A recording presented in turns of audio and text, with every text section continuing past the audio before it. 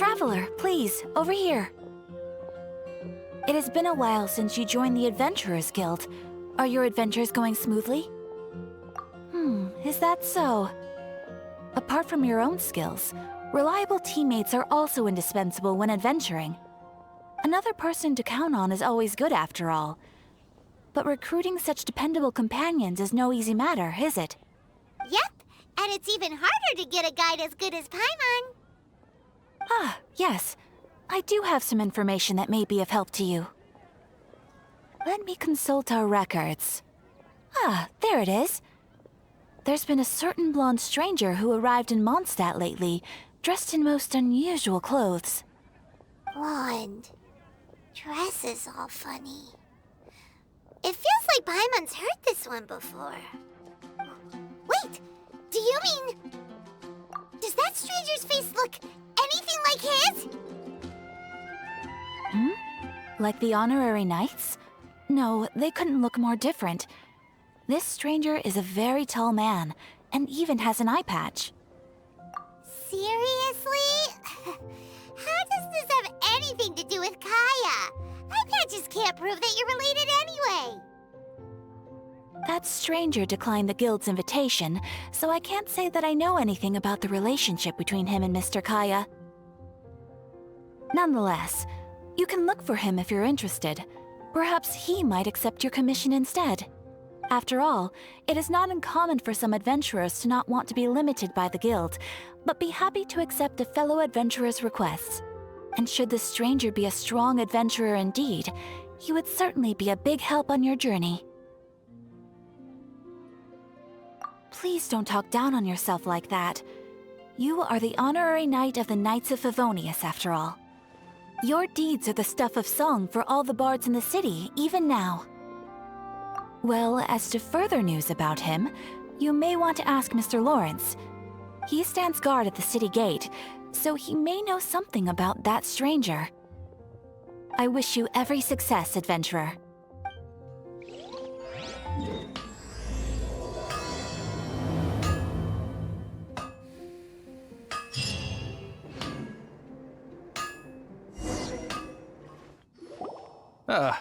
Honorary knight.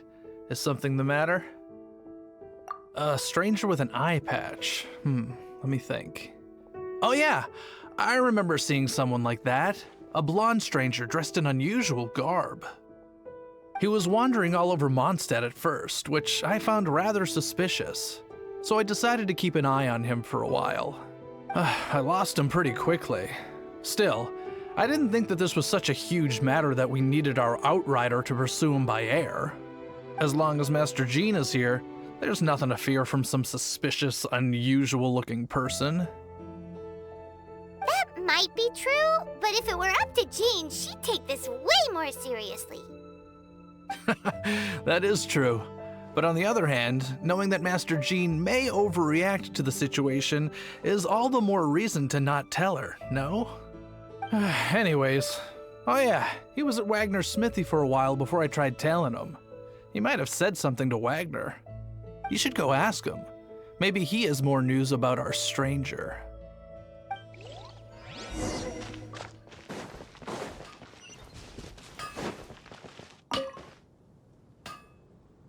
What? You need something? Here, I remember him. He showed up a few days ago asking to buy a bunch of forging materials. Can't say I've heard of any of the materials he mentioned, though. He then had a look at the weapons in my shop before leaving. I've heard that he can be found drinking at the Angel's Share. If the Knights of the Guild want to get hold of him, that's the only place to be. The Angel's Share?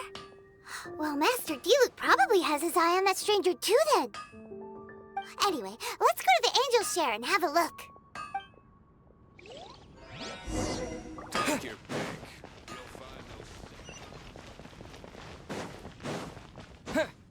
Yeah.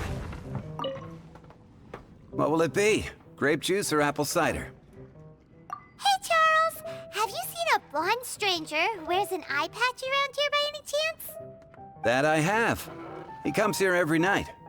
Just to drink, though. Doesn't order anything else. He even sometimes mixes his own drinks after he orders them. I don't know anything else about him, but from his selections and mixes, I'd say that he's quite the connoisseur. And what's Master Diluc's opinion? Why, I just gave it to you. Quite the connoisseur. Investigating everything as always. Guess that's Diluc for you. If you're looking for that gentleman, he ordered some new bottle of wine in advance yesterday, so he should be here today too. There's too many raucous patrons on the first floor, so if you want to wait, best to go to the second.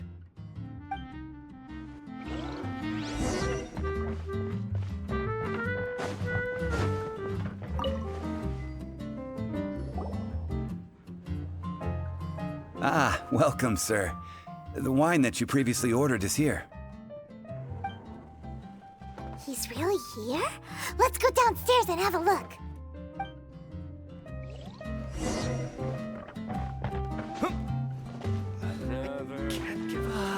Even if you are a close friend. Yeah.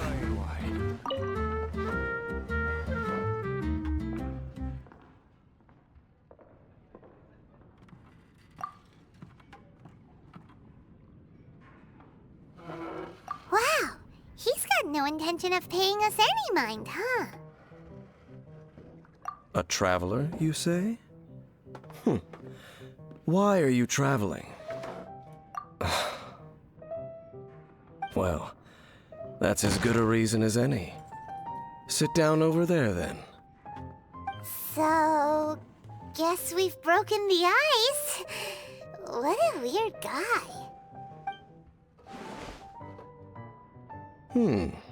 That little one beside you. That's not true, and you know it.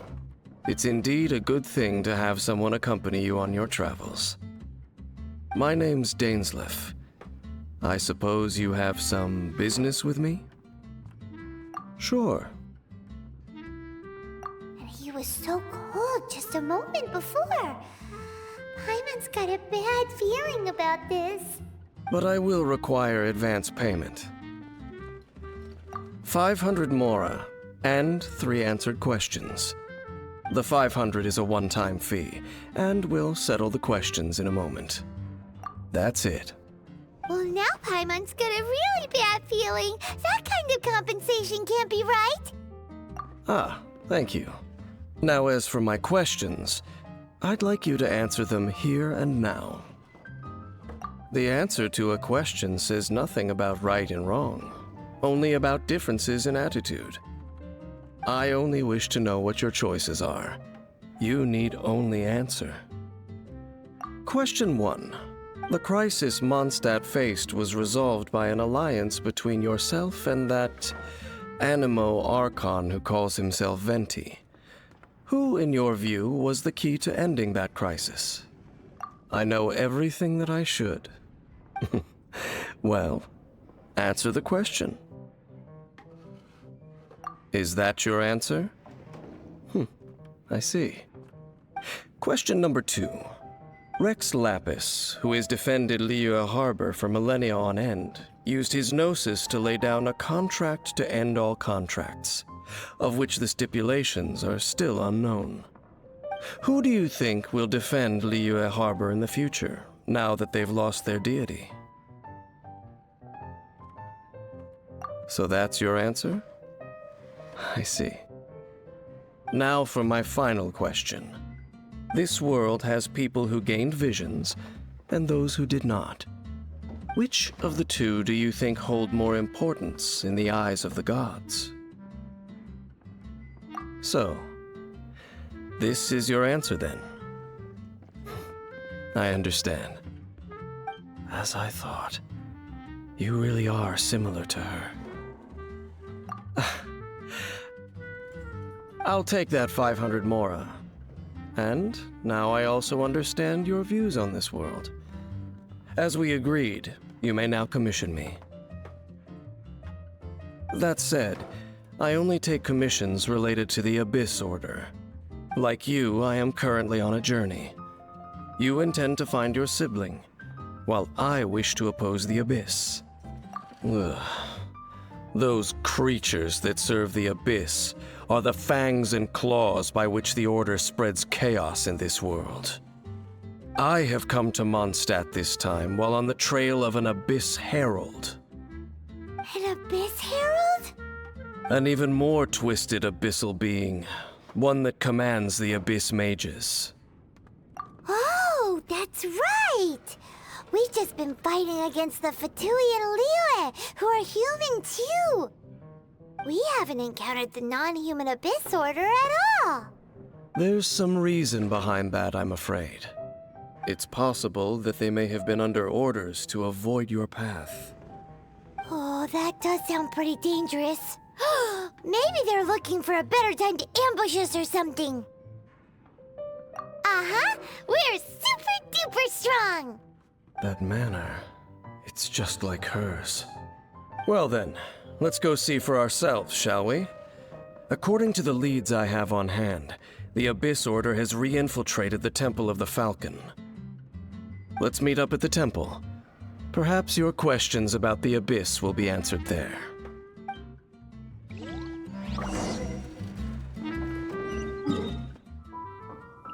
This abandoned temple does bear some marks of the Abyss.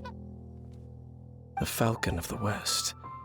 Though it can soar in the wind, it ultimately does naught but hover under the light of the gods.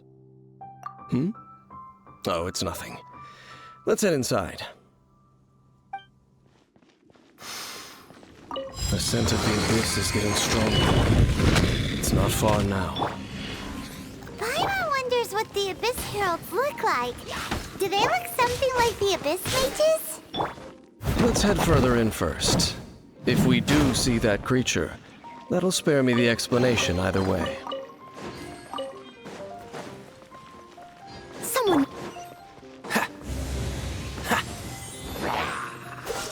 Oh, so sorry.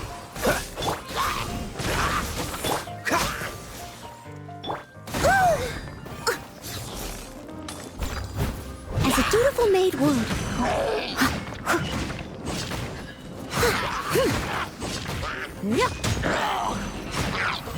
Quick! Yeah! Go, go, Baron Bunny! No one escapes my sight! Cool it!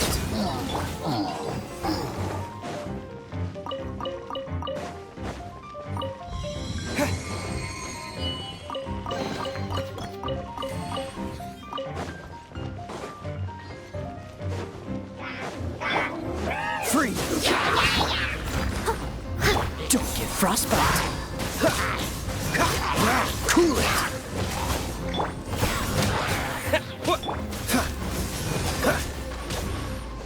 Dodge this! To dust! Terra Smash! Oh, so sorry. No escape! Freeze!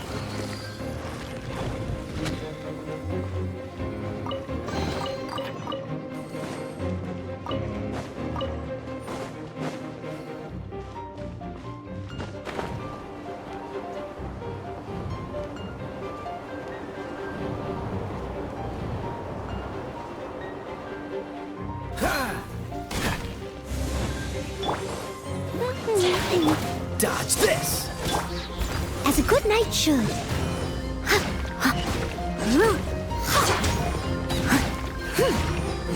Freeze! Yeah!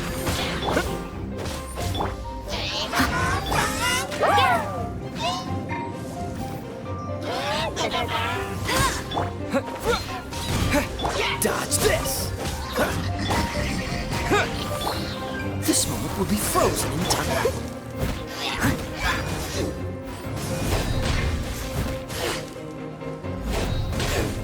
Freeze!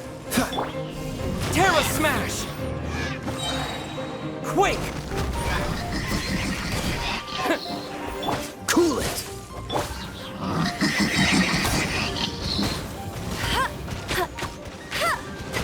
Not so hard!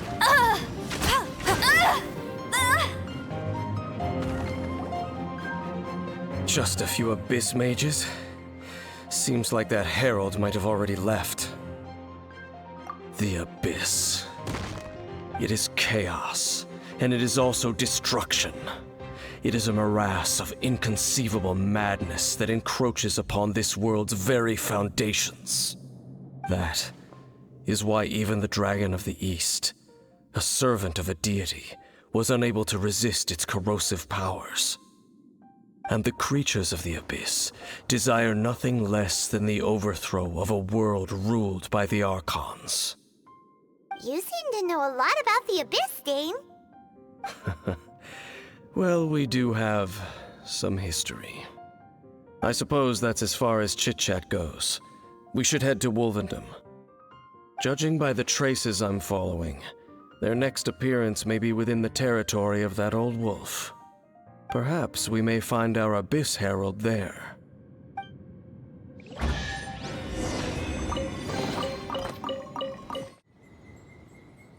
Lord of Wolvendom, great Wolf King of the North. Sharp of fang and keen of claw, and yet dwelling here only. No, nor does it know me.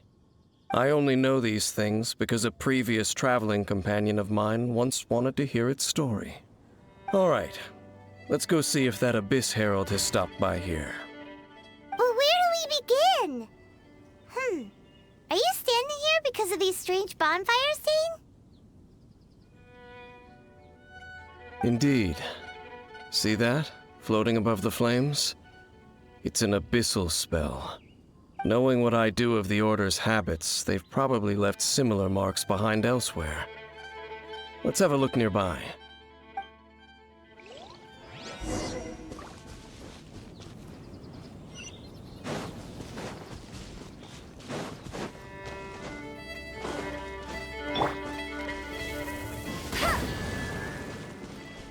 Bet you can't keep up with me!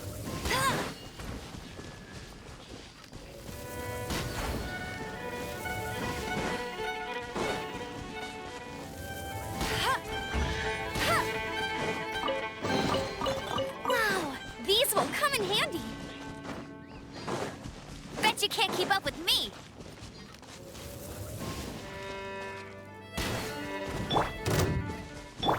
Dodge this! Oh, so sorry. As a dutiful maid would.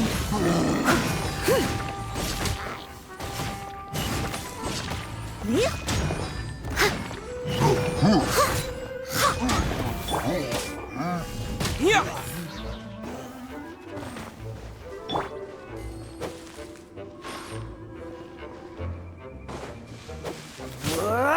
Freeze! Terra Smash! Cool it! Do you think that those monsters by the bonfire are under the Abyss Order's control? Looks kinda scary. Let's beat them up first.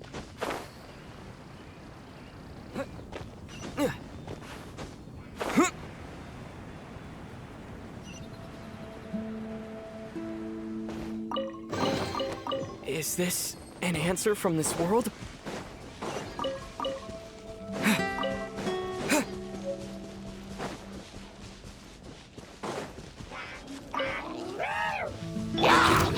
Dodge this! Don't get frostbite! Yeah! To dust! No one escapes my sight!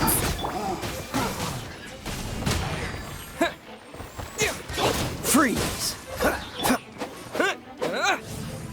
Terra Smash! Time to clean up.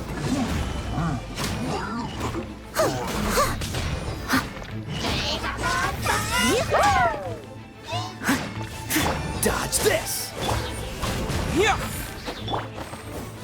Oh, so sorry. Cool it!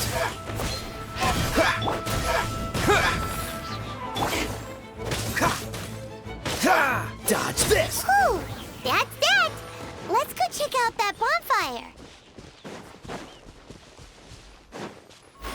Looks like this bonfire's also got something to do with the Abyss.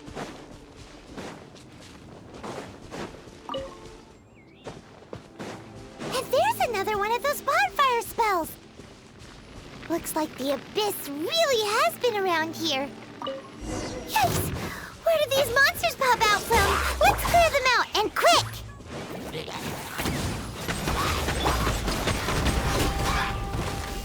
Yeah! Cool it! Leave it all to me.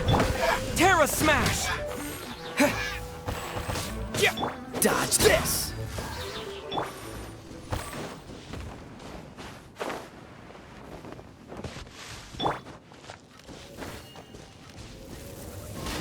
Cool it!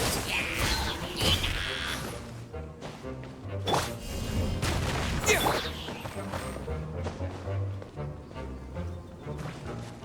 Freeze! Ah.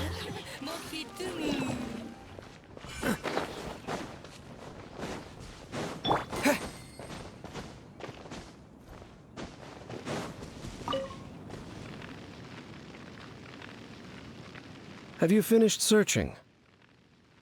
I searched around these parts and found some signs myself, but they were left behind by Abyss mages, and there was no deeper abyssal power to them.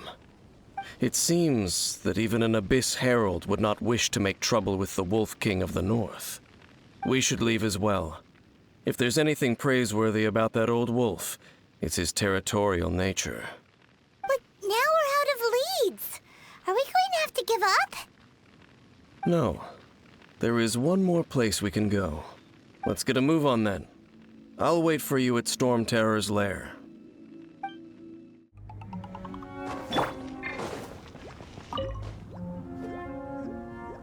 I've heard about what happened to you during Mondstadt's crisis. When you came, this place was known as Storm Terror's lair. But I suppose that this place is more lair than Storm Terror at this point.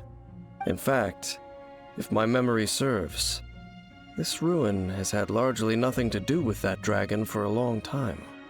The first time I laid eyes upon the ruins of old Mondstadt, the dragon of the East had yet to fall, much less come to nest in this place. Huh? But Paimon remembers that Dvalin first got in trouble hundreds of years ago. Don't think too much about it. Do you remember the light actuators that once sealed this ruin? If the Abyss Order is interested in this location, then they will not neglect those mechanisms. Let's go see what the situation is at those light actuators.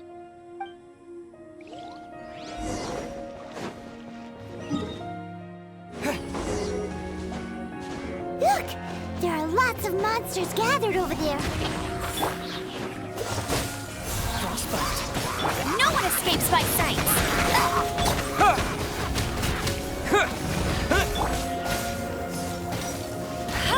Steady as stone, as a good knight should.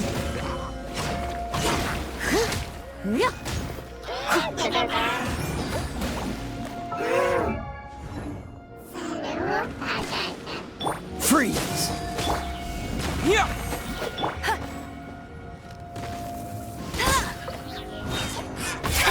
Dodge this! Yeah!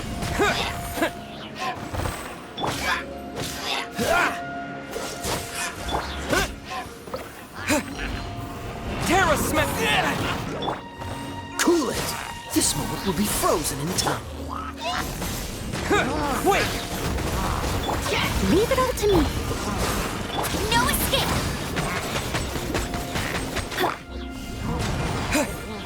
Dodge this!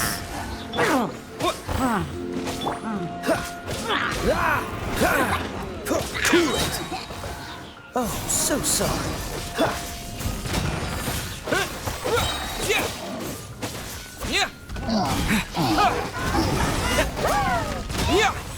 Dodge this! I must leave no stone unturned. Let it rain. Freeze!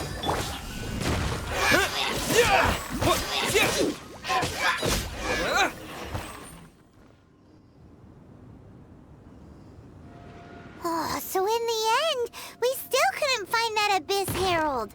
Bummer. I wouldn't call not having to gaze upon such a creature a shame exactly. Still, I do believe that you will come across one eventually.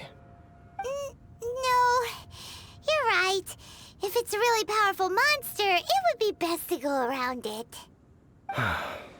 How good it would be if all perils one encounters in their journeys could simply be solved by going around them. Once upon a time, yes. I simply have experience from adventuring together with that traveling companion. You know, Dane, you keep talking about that person this and that person that. Where are they now, anyway? She no longer travels. I'm afraid that traveling can be too exhausting at times. Oh, is that how it is? Well, why are you traveling alone then? I still have some things left unfinished. Once they are done, I too will return home to rest. Yep, and it's good to have a home to come back to, isn't it? We camp out a lot when we travel. Hey, once you find your sibling, we should find a place to stay too, shouldn't we? Mondstadt's Fisherman's Toast is pretty tasty, but Liyue's Wanmin restaurant is great too. Either way, we should settle down in a place where there's good food. Home. Well, it won't be too late to think about where you stay once your journey reaches its end. While you're still traveling, you should...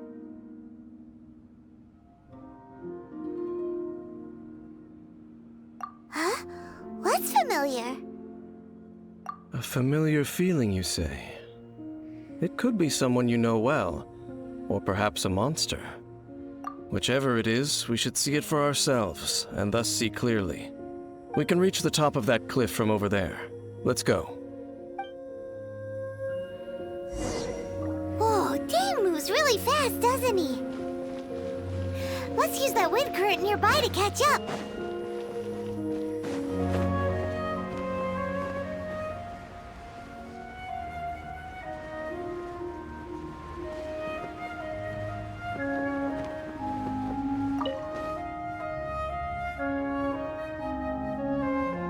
Can you still sense that familiar feeling that you spoke of earlier? But it doesn't feel like there's anything around here. No monsters, no people, nothing. Indeed. There doesn't seem to be anything strange about this place. It doesn't look any different from the last time I was here. My traveling companion brought me here on our previous journey. So, Dane, what about you? What's your favorite place? Me? I no longer remember. I merely followed my traveling companion around on that journey. That's all there was to it. Huh? A ruin guard's footprint. A ruin guard was wandering around here? No peace to be found, even for a single dandelion.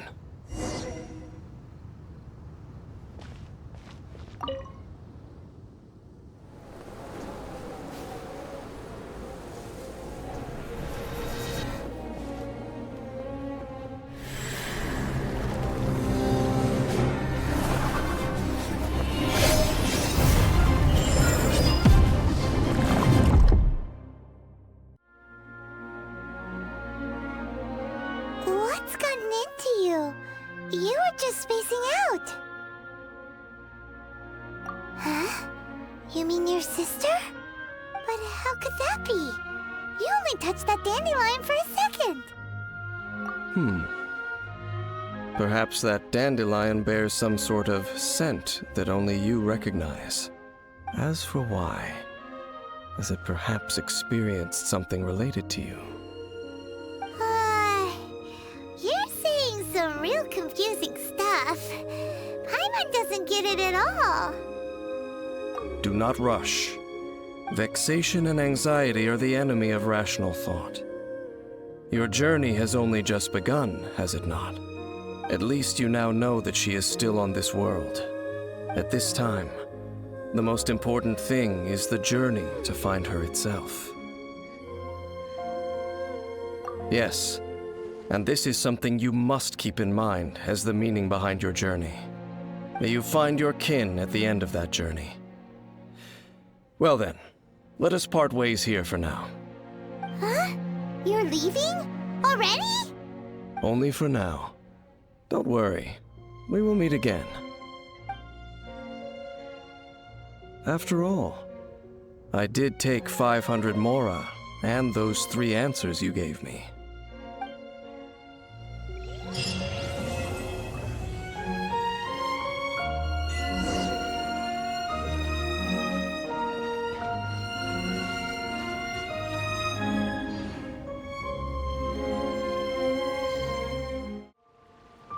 Yes! Yes!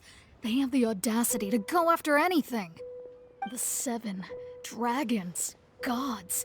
No ancient artifact that relates can escape their greedy ambitions. Still, this time is different. Who do they think they are, going after the Abyss Order's treasures? Oh, Traveler, it's you. Huh? Ganyu, what are you doing here with Lan? Do you have a commission you need to post? Hello. We were just discussing the treasure hoarders. Yes. We were just saying how even the audacious treasure hoarders should know better than to mess with the Abyss. It's just too evil. But we recently received intel from the Ministry of Civil Affairs that 2 big-time treasure hoarders in Liyue and Mondstadt are planning some big joint operation. 2 big-time treasure hoarders? Yes. They're known as Big Sis of the South and Raptor of the North. Oh, Raptor! Paimon remembers he tried to run away from Amber in Mondstadt. But who is Big Sis of the South? You are correct. She's the head of the treasure hoarders in Liyue. As I understand it, the treasure hoarders all call her boss. Some say that the god of thieves even bestowed a gift upon her for her exploits, making her Big Sis of the gods. But that's probably just a wild rumor. Anyway, the treasure hoarders discovered some previously unexplored ruins that the Abyss Order has been secretly guarding in the shadows. Despite how dangerous that makes it, all the treasure hoarders can think about is what kinds of treasure could be inside. They have already devised a plan. They will send out a decoy to divert the Abyss Order's forces away from the ruins, then send an expert thief inside to steal the treasure. To this end, Big Sis and Raptor have reportedly recruited a certain Grand Thief from Fontaine. Grand Thief? That's quite an impressive sounding title. Oh, indeed. He is an extraordinary individual. The Grand Thief is highly respected in the treasure hoarders, in the same way that we adventurers look up to great adventurers. Ah, so you're familiar with the author of the Teyvat travel guide, then? Correct. The Grand Thief is someone as renowned as her. So, despite being relative big-timers in Liyue and Mondstadt, Big Sis and Raptor had to put in a lot of work to convince a thief of his status to come and personally oversee this operation. With the major changes in Liyue recently, the Ministry of Civil Affairs and the Millelith already have their hands full. They don't have any time to investigate rumors about treasure hoarder activity. But anything related to the Abyss makes me feel like there is some unknown danger lurking beneath the surface. So I decided to come to the Adventurers Guild to post a commission. Leave this commission to us. Oh, thank you so much. Good to see this in the hands of a reliable guild member. Well then, good luck. The guild will take care of the details of this commission.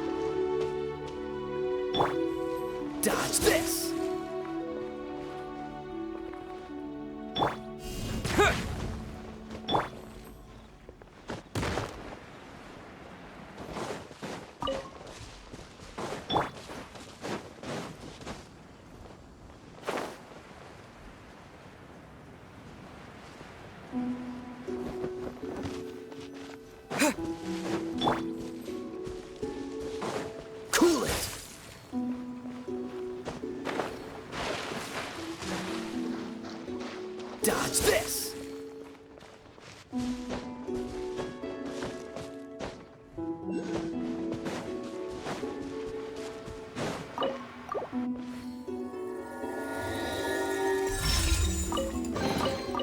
Fascinating.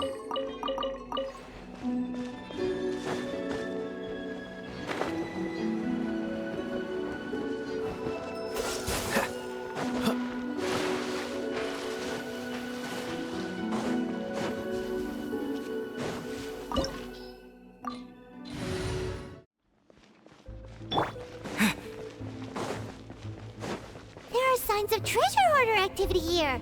They must have come to these ruins. Let's go deeper inside. Paimon sure hopes Ganyu's information is reliable. There aren't many guards here. Looks like their plan to draw away the Abyss Order's forces really worked. Wait! Terra Smash!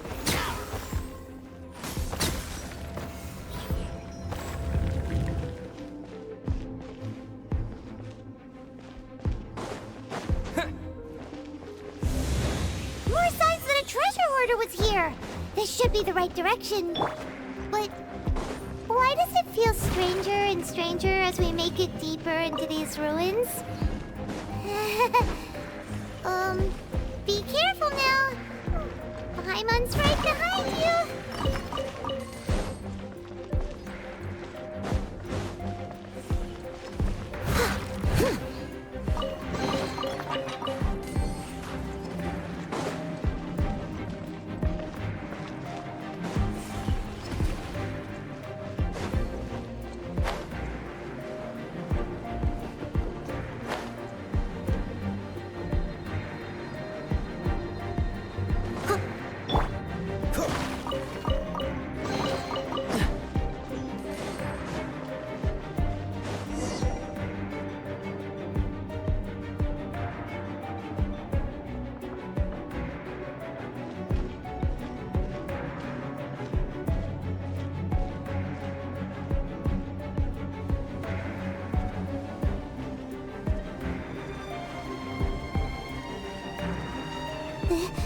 This looks like a person.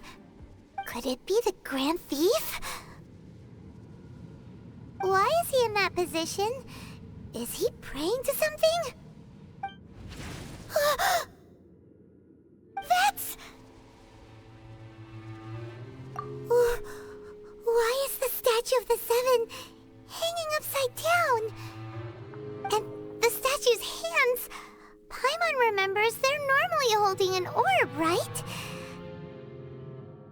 But this statue is holding... What is that? Paimon has a really bad feeling about this. And the Grand Thief hasn't moved an inch. Do you think he's... Hello? Are you okay, mister?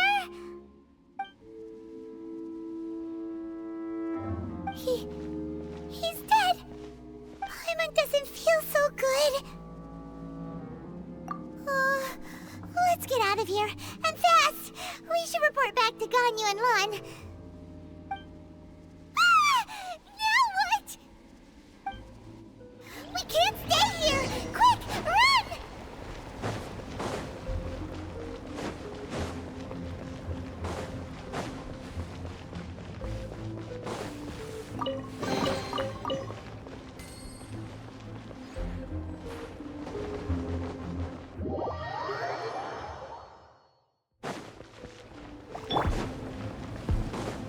I'll catch up.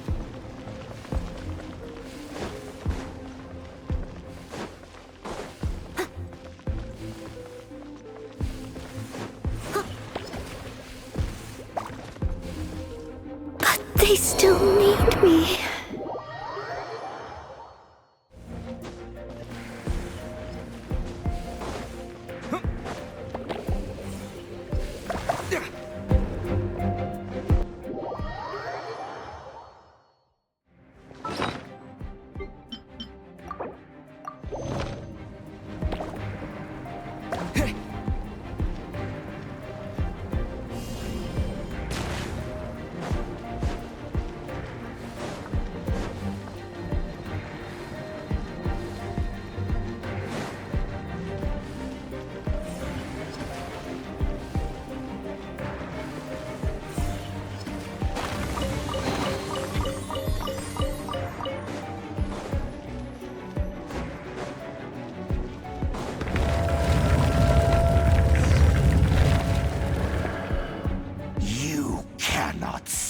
rely on the secrets of the Abyss.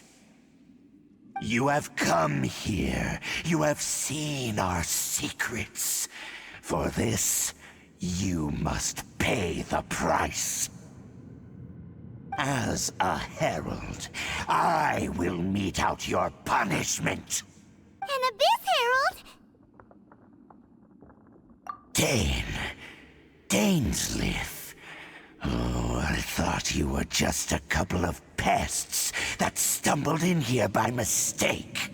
So, you are with Dainsleif, that constant annoyance in our affairs. Did he send you here to die? His resistance against the Abyss has gone nowhere for a long time. There is nothing you can do to change the tide. The Abyss is unstoppable.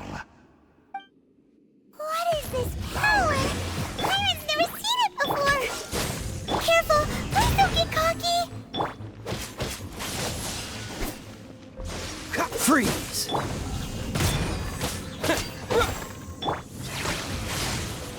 Bet you can't keep up with me! Cool it!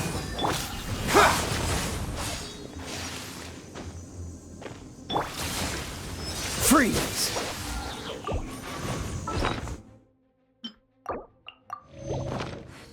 Steady as stone. Go, go, Baron Bunny! I'll race you there!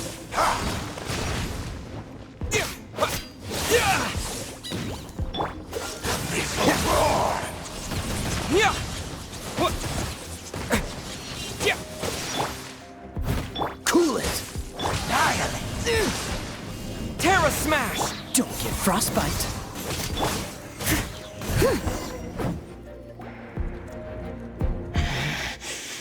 This power, it seems familiar. I see. So it's you. You are the one. In that case, I shall stay here no longer.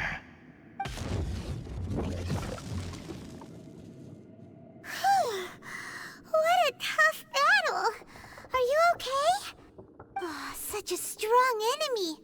Who knew the Abyss Order had monsters this powerful among them?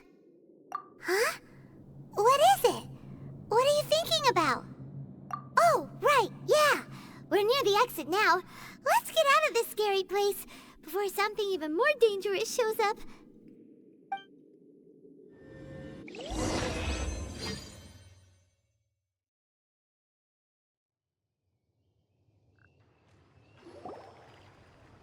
So, we meet again. A little sooner than I had expected. Hey, it's Dane! Judging by your expression, it seems you just experienced something quite strange. Could it be that you encountered an Abyss Herald in those ruins? Huh? How did you know that? I've been on the Abyss Herald's trail. I didn't expect to find you here as well.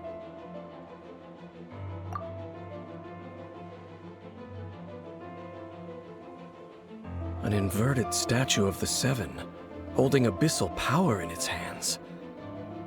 No, I have never seen such a thing during my time fighting the Abyss, though I have had my suspicions.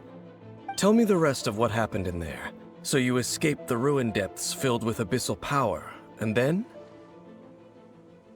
And then, as we got close to the exit, an Abyss Herald suddenly appeared and blocked our way!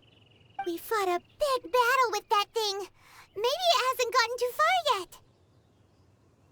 Yes, this is a rare opportunity indeed. Come, let's catch up to it. Let's go! A rare opportunity? With Dane helping out, maybe we'll be able to solve more mysteries about the Abyss!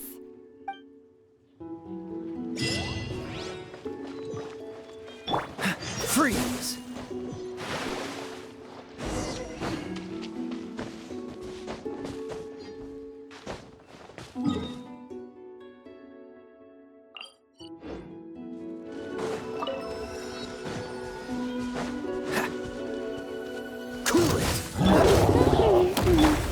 Leave no stone unturned.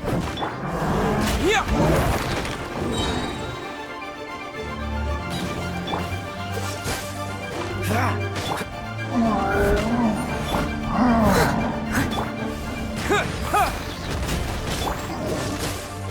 Go, go, Barracuda!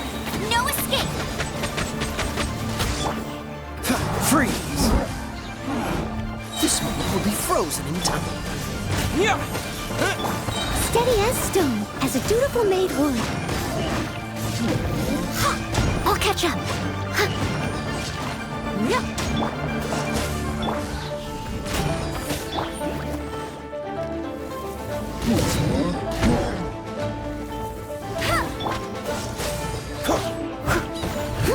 Let it rain.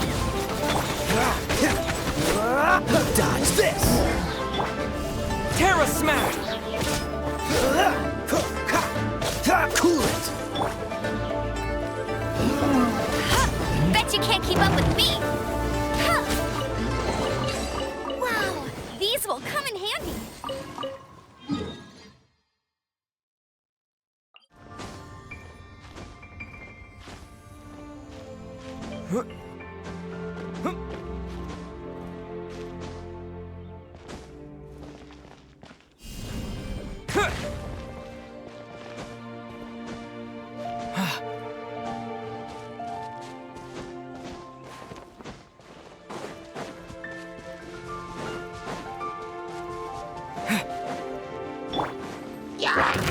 Freeze!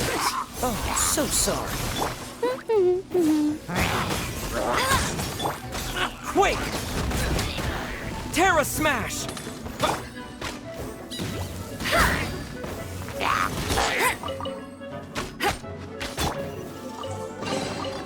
Ooh, wonderful.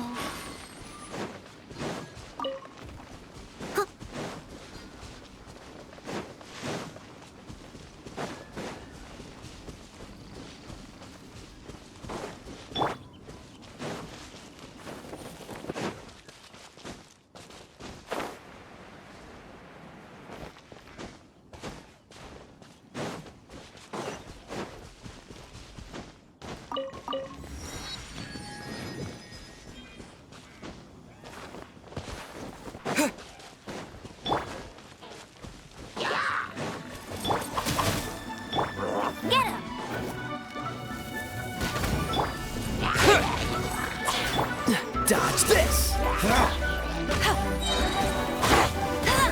No escape!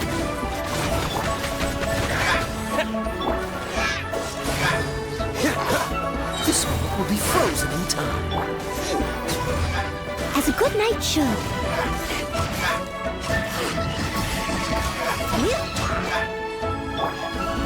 Terra Smash!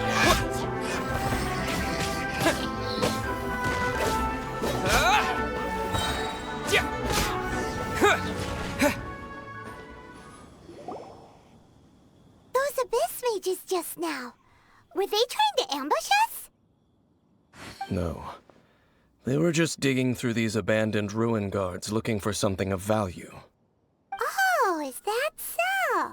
The Traveler here seems to like doing that a lot, too. Looking for chaos devices, chaos circuits, you know, that kind of stuff. They wouldn't be searching for such ordinary objects. In fact, I was nearby investigating precisely because Abyss mages often come out from that ruin to explore.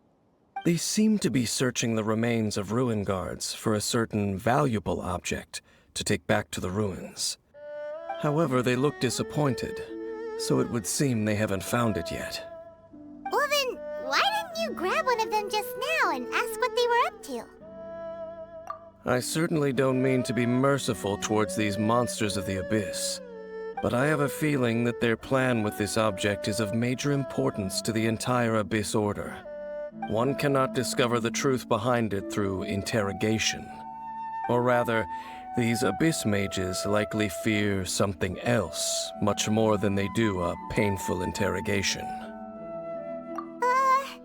Paimon is getting goosebumps thinking about all this. All right, we shouldn't waste too much time here. Let's continue our search.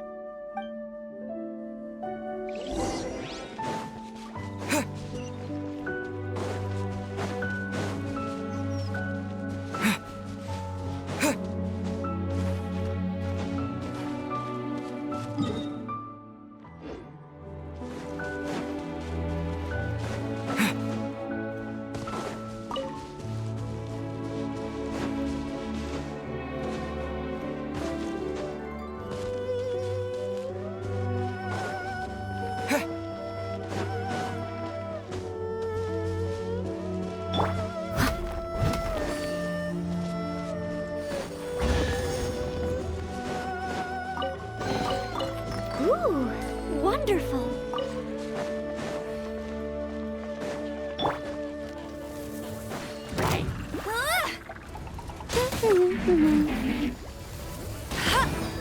I must leave no stone un- Terra Smash! Cool it!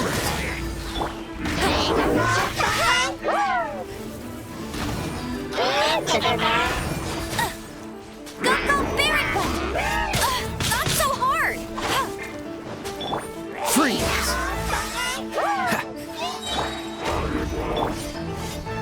Leave it all to me. To dust! Yeah! Let it rain. Frostbite! Yeah!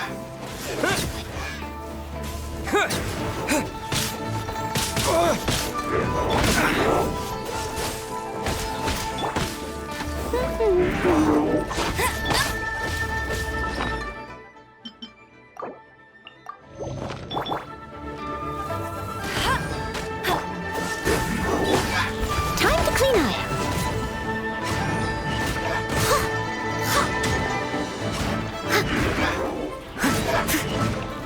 Cool it! Oh, so sorry. Bet you can't keep. No one escapes my sights. Freeze! Terra Smash! Wow. Besides the Abyss Order, Ruin Guards sure are active around here. Seems wherever we find an Abyss Mage hideout, there's often a bunch of Ruin Guards roaming around too. Is that just a coincidence? Or... There are no coincidences in the world. Everything is the fruit of seeds planted long ago. Just like your appearance in that tavern, time is just waiting for those seeds to sprout. Forget it. Just some needless musings. The connection between the Abyss Order and the Ruin Guards is by no means incidental. Rather, they are both branches that have grown out and up from the same roots below. branches? Roots? What do you mean exactly? Both originate from an ancient nation that was destroyed 500 years ago. Khaenri'ah. Huh? Khaenri'ah? Really? The Abyss Order and Ruin Guards are left over from after the destruction of that nation? Oh, speaking of Khaenri'ah, that's really a super ancient name.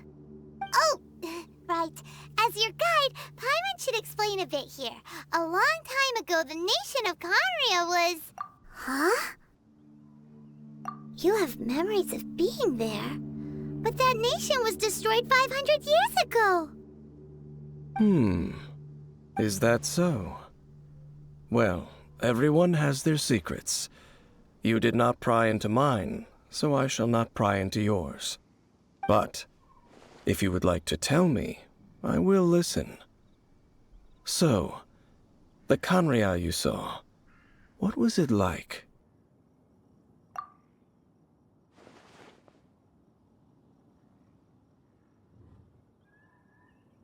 So that's the complete story, huh?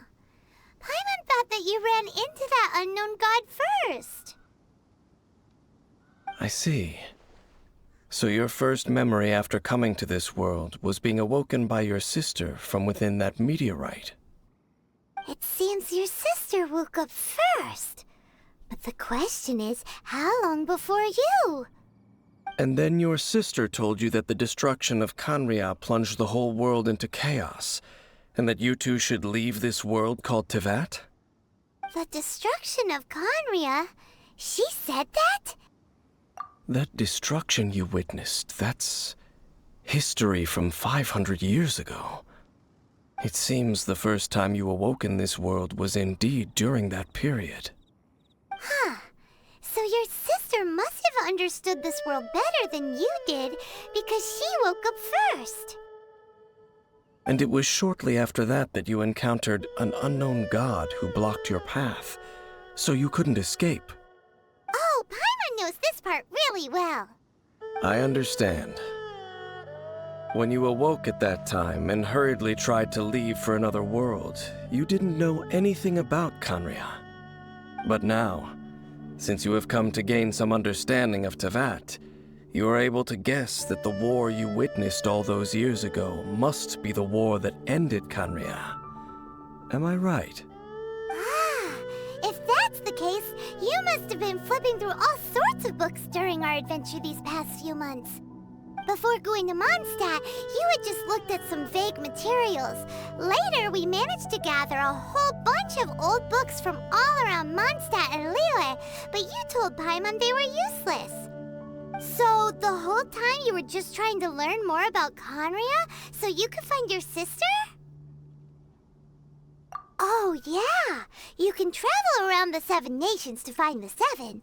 But where can you go to find a nation that was destroyed 500 years ago? I probably know more about Khaenri'ah than both of you. Khaenri'ah was a nation without a god. Not because it had a god that died or abandoned them, but because it never had a god to begin with. It was a powerful nation, built purely by humans. An unprecedented, flourishing, and glorious civilization. It was the pride of humankind. A nation without a god? Later events unfolded just as you remember. It was all destroyed by gods. You mean that... 500 years ago, the gods descended upon the world and brought desolation to Khaenri'ah. The pride of humankind was uprooted and crushed, like a weed removed from the garden of the gods. How could that be? The history books don't say anything about that. Yes, well, continuing to discuss the past now will only dampen our spirits. Let's keep moving.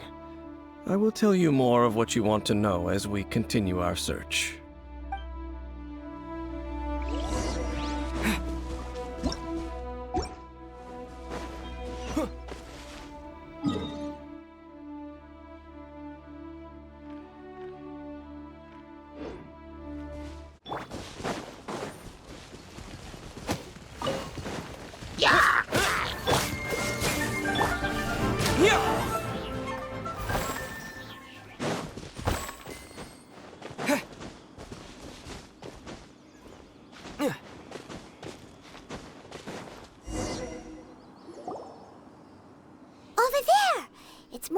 Guards and abyss mages.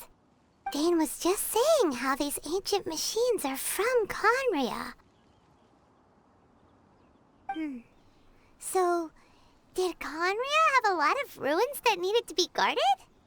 No. Ruin Guard is the name modern people have given these machines. No one called them that 500 years ago. These Ruin Guards were known as Field Tillers by the people of Khaenri'ah. Field Tillers? What a strange name. It's not like you think. Field Tiller was just a code name. The people of Khaenri'ah like to give code names to their weapons.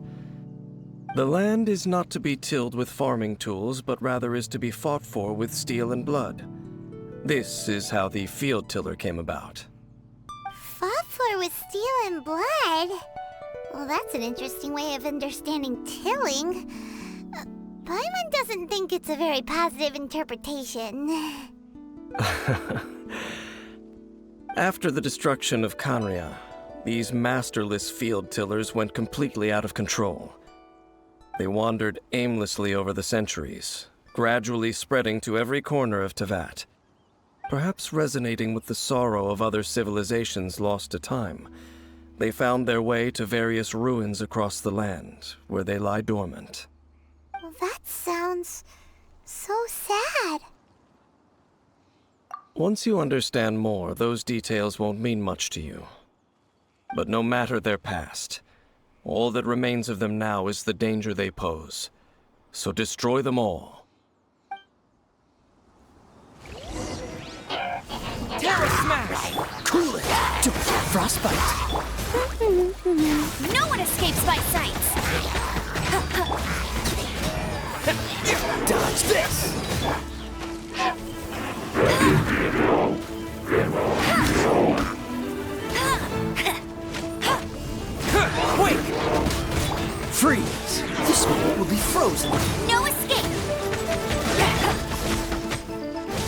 Dodge this! Steady as stone. Yeah! Yeah!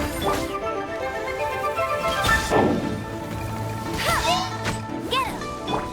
What's the hurry? Don't get frostbite. To dust!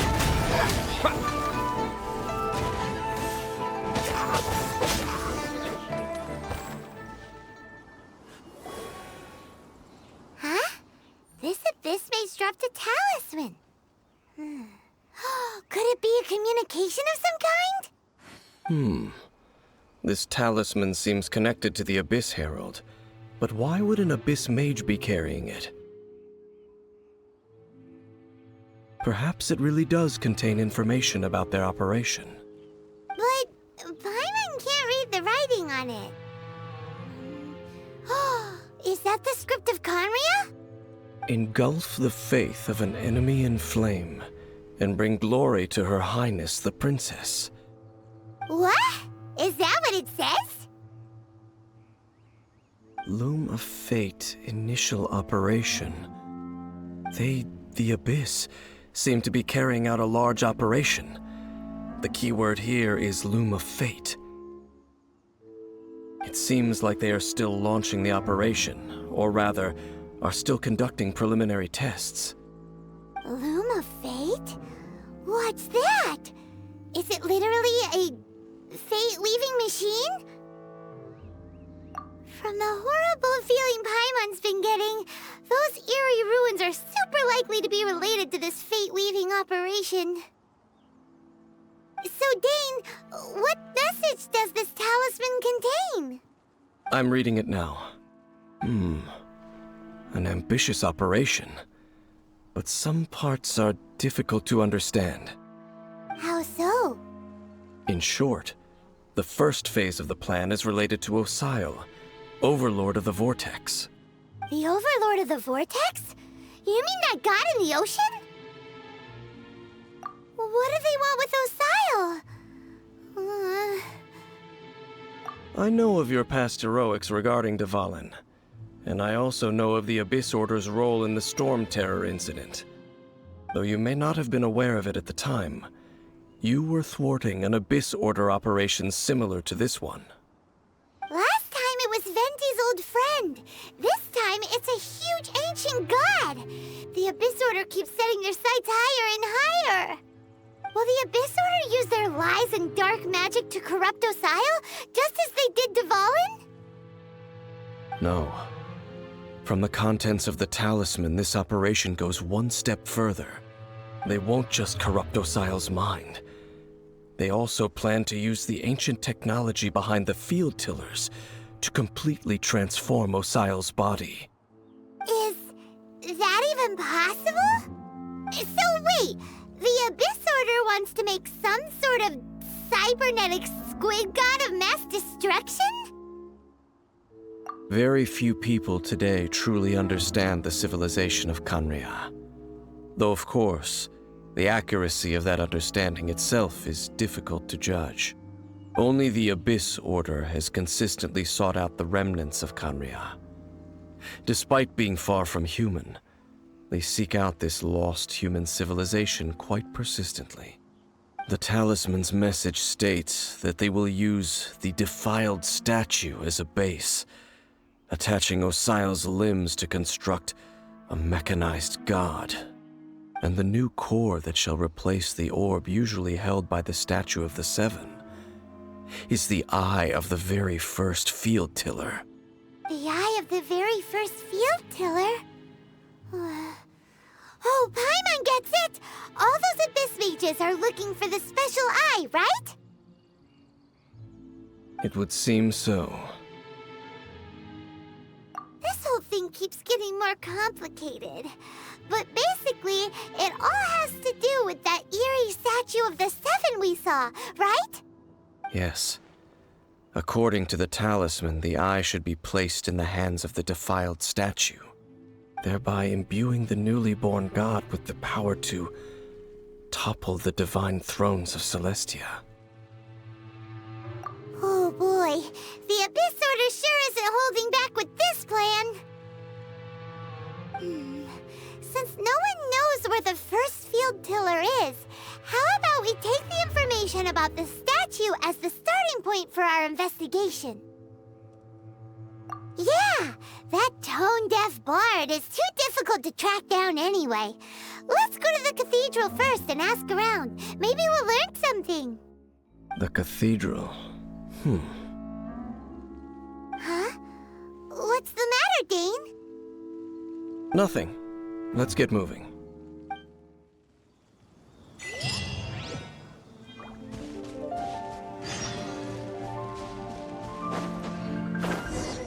A huge statue, a grandiose cathedral. The people of Mondstadt clearly spent a great deal of resources and energy to construct them.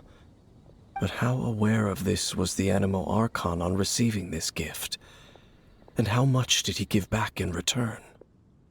Faith doesn't ask for anything in return, though, does it? As long as the gods have a clear conscience about it all, there's nothing I can say about it. Shh! We're about to enter the cathedral! Don't say anything bad about the Animo Archon! And actually, the Animo Archon is... never mind! I never specifically said I would enter the cathedral. I'll leave you two to mingle with the sisters. Huh? You are the honorary knight of Mondstadt.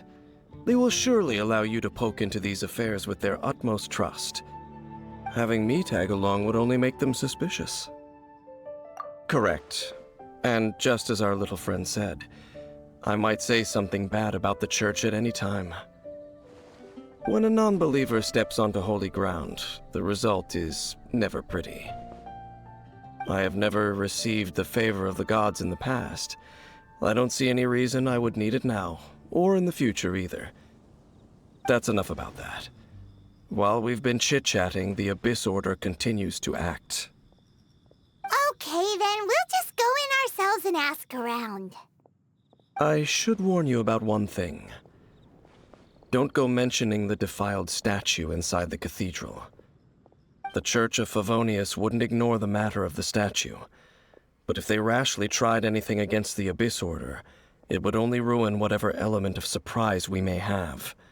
Also, meddling in the affairs of the Abyss usually doesn't end well for anyone.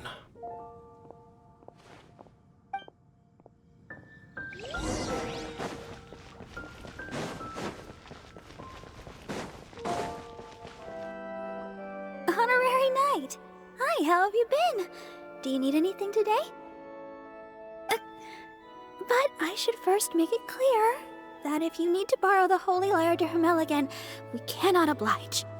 It seems she hasn't realized it's just an illusion. Oh, we're here to ask some questions about something. Barbara, have you heard about the first field tiller? What's that? Field tiller. What does it do? Of course you wouldn't know anything about that. Okay, next question. Has the church ever lost a statue of the Seven? Huh? You're here to ask about that old story? Well, I didn't expect that. That was such a long time ago, barely anyone mentions it nowadays. A long time ago, there was indeed one statue of the Seven that disappeared one night without a trace. Nearly every member of the church joined the search for it, but it was never found. In the church's records, as you might assume, this incident has been called the Lost Statue of the Seven. Of course! Of course? Nothing? So do you have any other clues? Paimon means any other strange stories? Sorry, Barbara, but we can't tell you about the statue we saw just yet. Like Dane said outside, it's for your own good. Other strange stories? I'm not sure. Let me think about what other unusual incidents are in the church's records. Oh, the Tyrant's Final Fury? No, that's from another time. Probably unrelated. The Tyrant's Final Fury? Oh, This refers to a time of great danger that engulfed Old Mondstadt, the place now known as Storm Terror's lair. Many, many years ago, there was a time when balls of fire would rain from the sky whenever anyone approached Old Mondstadt. Balls of fire raining from the sky? How terrifying! People at that time believed it was a curse laid down by the god of storms, so they referred to it as the Tyrant's final fury. This strange phenomenon continued for about a year. No one was ever able to solve it. It just gradually ceased on its own. Right. Later, the theory of the Tyrant's final fury became less probable in the eyes of the Church. Common reasoning dictates that the god of storms wouldn't shoot fireballs. Perhaps it was something else that caused the disaster.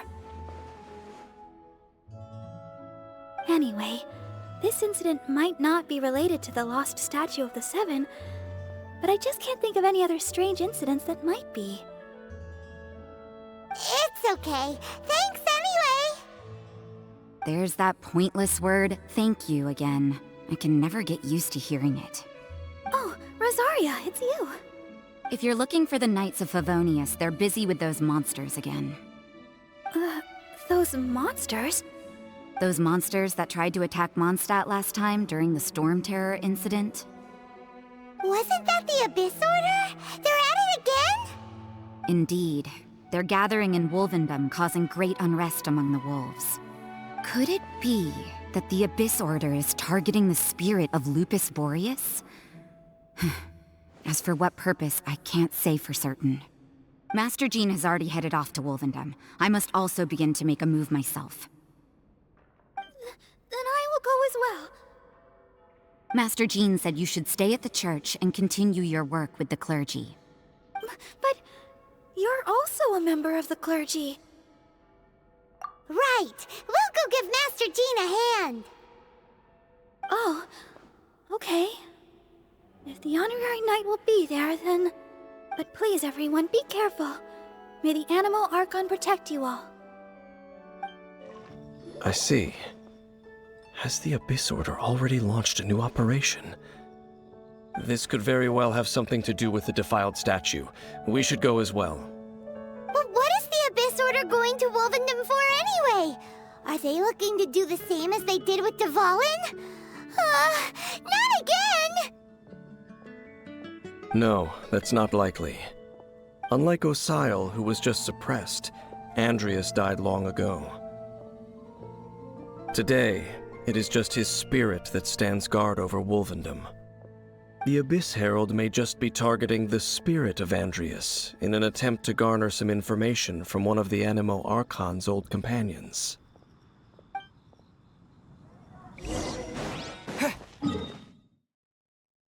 Cool it!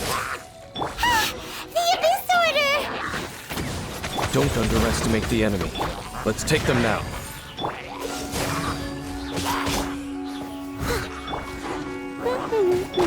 Oh, I'm so sorry.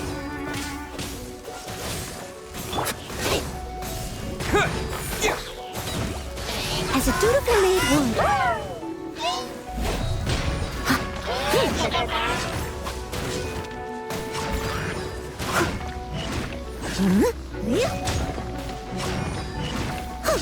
Cool it!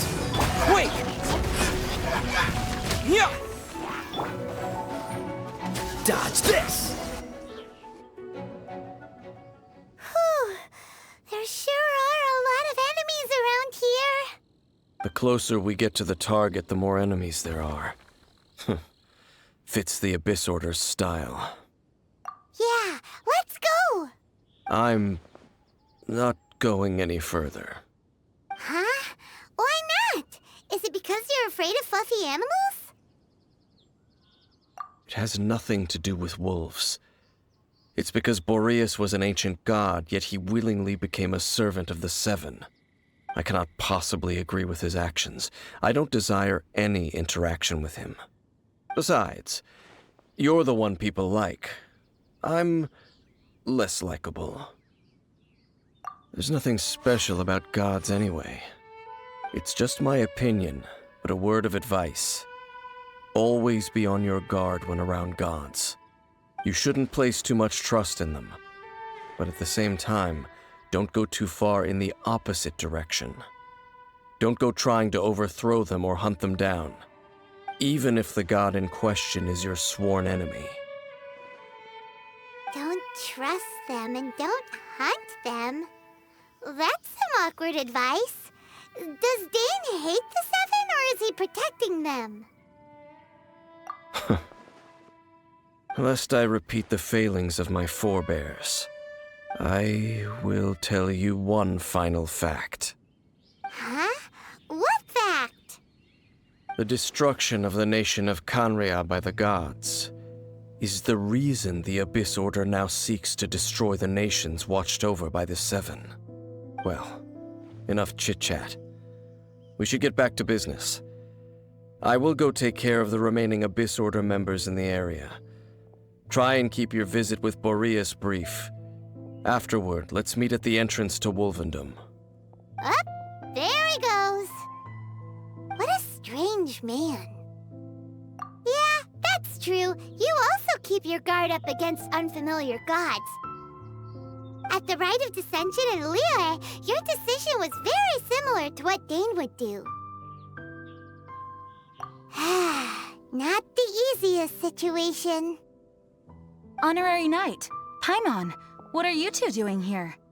Oh, Master Jean! So glad we found you. Rosaria told us that you came here to fight the Abyss Order, so we came to help. Then your help is greatly appreciated. The Abyss Order's sudden offensive is very strange. They have surrounded Wolvendom. I am preparing to send out some knights to fight back. I just scouted out all of Wolvendom, but I did not see you. Rosaria told me that the Abyss Order is going after Boreas. But the Abyss Order and Boreas... what is the connection between them? They just like to cause trouble. Do they really need a reason? The Abyss Order already went after Dvalin. It's not too surprising that they would also go after another one of the Animal Archon's buddies. That is true. Regardless, whether the reason behind the present threat is clear or not, I will handle the situation. Honorary Knight, please go and check if Lupus Boreas is in any danger. This god's spirit... he does not often see people, but I hear that you have met him before. Maybe it is best that you are also the one to meet him this time. Okay, be careful. Thank you for your help, Honorary Knight of Favonius.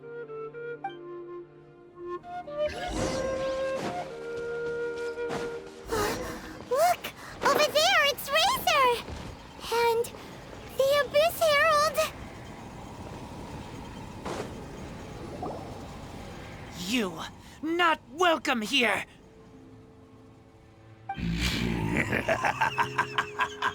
So, the wolf's wretched spirit likes to raise wild pups now. You claim to be a guardian, yet your once sharp claws have clearly dulled since your days of godly glory. If you serve us, we can restore your divine powers you once held in the past. Lies. Lies. What the heck is this ceremony? He looks like he's in a lot of pain. Oh no, is this the same thing they did to corrupt Dvalin's mind? Wolves never surrender. But this can't go on. No matter how many times you resist us, your efforts are all in vain. Bow before the abyss! Steady as stone. No escape! Freeze! The spirit will be frozen in time. Terra Smash! Go, Baron! Cool it! Yeah! Don't push your luck.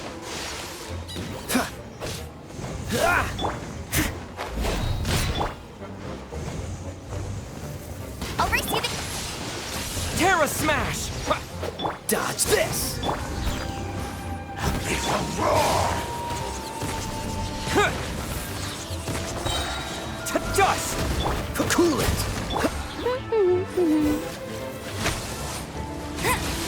Resistance! Dodge this! Time to clean up! The end! Frostbite! Freeze! Go, Barret! Leave it all to me.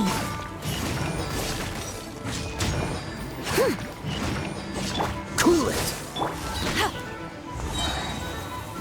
Let it rain. Freeze!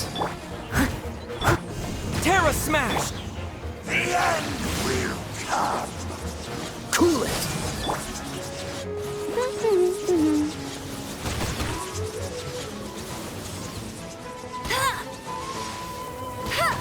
Freeze! The world will fall! The end! The abyss now will rise once again!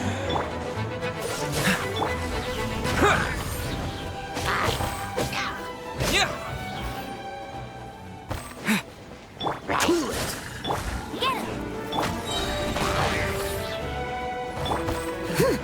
I must leave no stone un... The ceremony was interrupted. How fortunate for you. How does an old spirit have such determined will? No matter. This is but a small unforeseen variable. Our grand scheme will not be affected. It disappeared again! Thank you. You came. Just in time. Human Lupercal, I am ashamed that you must see me in my present state. But still, the Abyss Herald underestimated my strength. Lupus Boreas never refuses trial, but scary outsider, not respect trial rules. I too didn't see the trap. Wait, so you mean the Abyss Order had everything prepared to corrupt Lupus Boreas' mind, then lured him out under the pretense of challenging him in a trial? Thank you. In the future, my claws must get sharper. You smelled danger and came here? No, we heard about the danger. Paimon's nose doesn't even know what danger smells like. Besides coming to help, we actually have something to ask you about too. Excuse us, Mr. Wolf God. Do you know anything about the first field tiller? I pay no heed to the contraptions of humans. I know not what this field tiller is. Though there was indeed one human-made machine that I can never forget.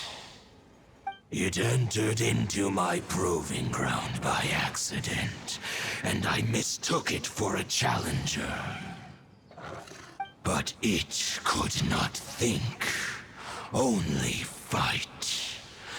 It was designed as a pure killing machine from top to bottom. I eventually damaged it greatly with one of my attacks.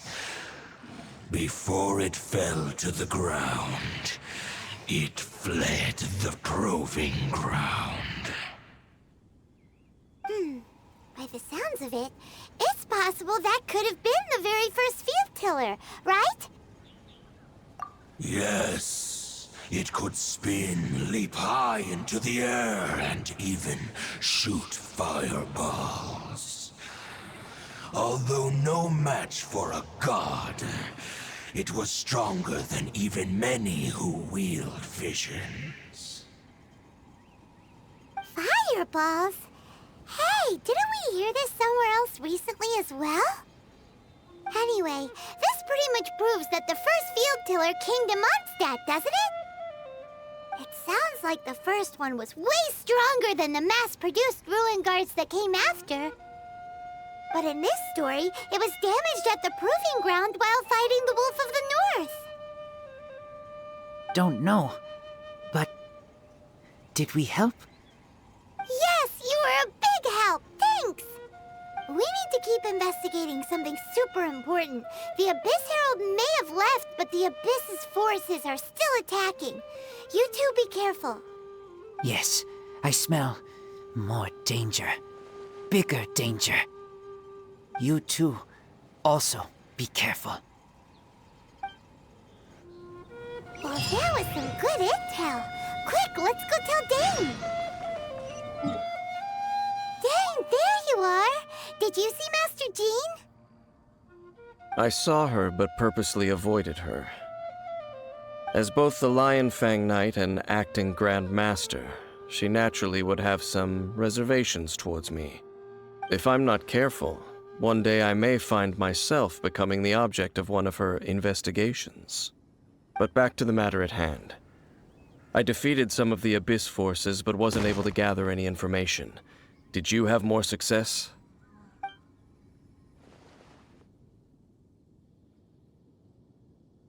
I see. Well then, we can more or less figure out where the first field tiller ended up. Huh? Really? Just from the Lupus Boreas story? That information combined with a more comprehensive analysis. For example, the old story you told me you heard in the cathedral. Exactly. The strange story told to you by that young sister, long mistaken to be a curse rained down by a deceased tyrant. Ah, Paimon gets it! So the tyrant's final fury was really just missiles fired from the field tiller after it ran from Wolvendom. After it was damaged in the fight with the Wolf of the North, it must have wandered into the ruins of Old Mondstadt and stayed there. Then, whenever anyone got close, pew, pew, boom! It would fire a ton of missiles at them, until one day it finally broke down for good, and the fireballs stopped raining from the sky. Back then, the people of Mondstadt hadn't seen many ruin guards before, so they came to interpret it as the tyrant's final fury. It looks like we need to make a trip to Storm Terror's lair and comb the entire area. What do you mean? Huh? You mean... Oh, Paimon remembers too! We saw that abandoned ruin guard sitting atop the tower when we went there before. Can't forget something like that.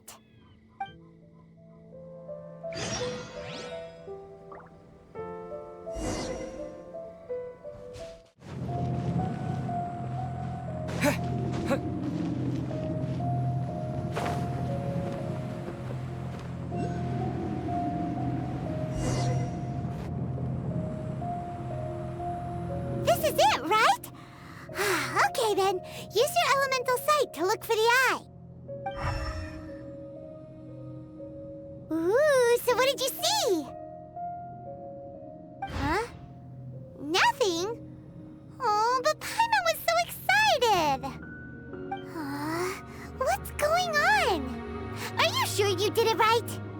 This requires another method. Using elemental sight on a field tiller is of no use because it is not powered by the elements. Let me give it a try.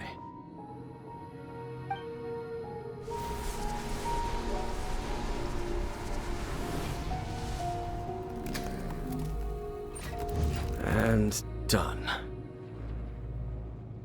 Wow! It's the very thing the Abyss Herald has been seeking all along. The eye of the first field tiller. All of the ruin guards today are just replicas of this machine. As the prototype, its combat capability was unrestricted. Prototype? Oh, Paimon doesn't know that word. Is it another ancient term from Conria? As the Abyss Order has surmised, if this eye is placed in the hands of the defiled statue, And if the limbs of Osial, Overlord of the Vortex, are attached to the statue, there you have a mechanized god. And this newly born god will have the power to topple the divine thrones of Celestia. Yes. Then, what should we do with this eye? No. I'll guard it myself. Huh? You? Dane? You won't go and do anything crazy with it, will you? You may doubt me if you wish, but I must ensure it does not fall into the wrong hands. No matter where we may hide it, they will find it. And as for the Church of Favonius, well, you know I don't trust them. Oh, right. But our work isn't done yet. To avoid any further repercussions, we must also take care of that defiled statue. We can't have the Church get involved. Let's handle it ourselves. As for what I mean by take care of it, naturally I mean to completely destroy it. Destroy it? That's a statue of the Seven! As well as being a really important cultural relic, they're actually divine too! Well, good thing we didn't tell Barbara earlier. Otherwise she'd be going completely bonkers right now! Do the Seven really expect me to help them look after what belongs to them? Let's go back to those ruins and destroy the inverted statue. If we are lucky, we will also run into that Abyss Herald. I'll make sure it doesn't get away this time.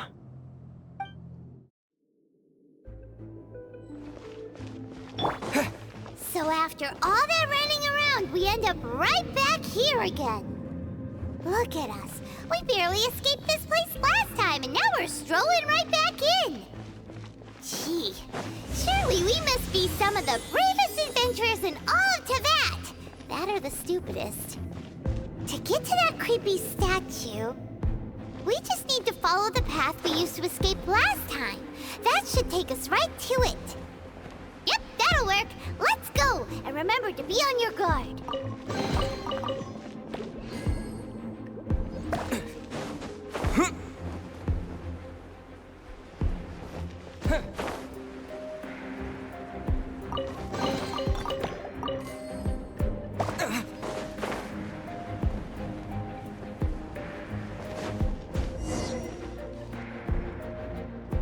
Looks like we're here.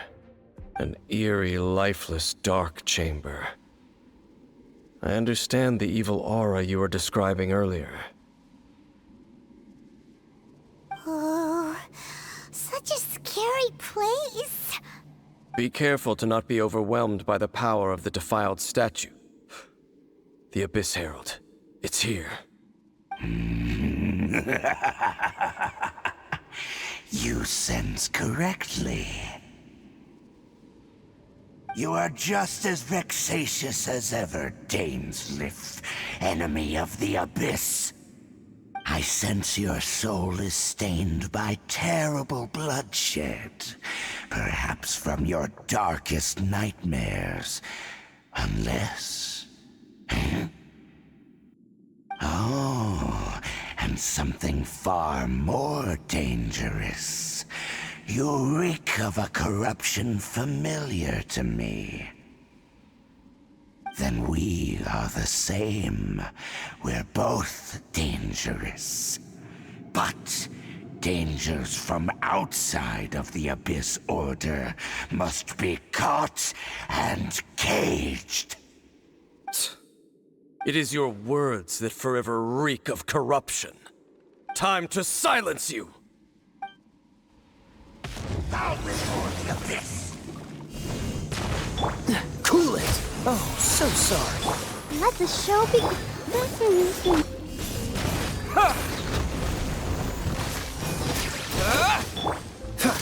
Freeze! No one escapes my sight! Cool it! Get it!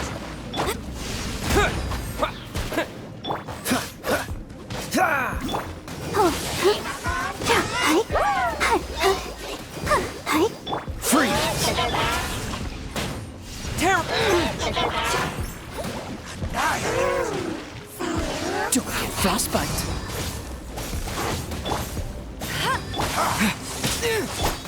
Cool it.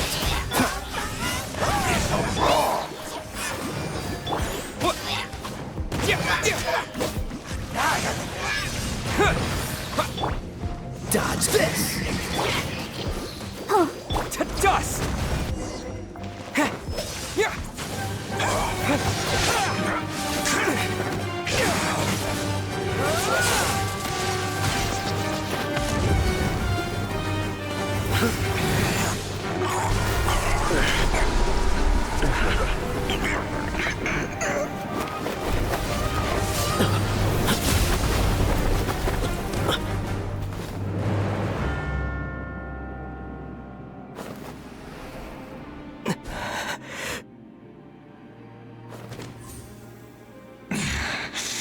Princess. Hey! Could that be? Ether.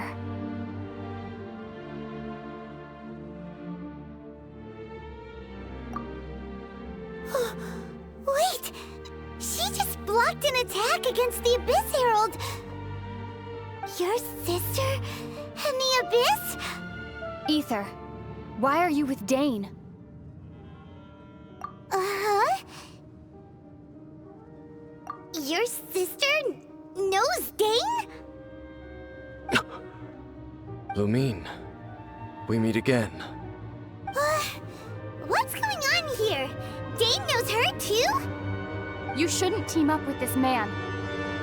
He is my enemy. Lumine.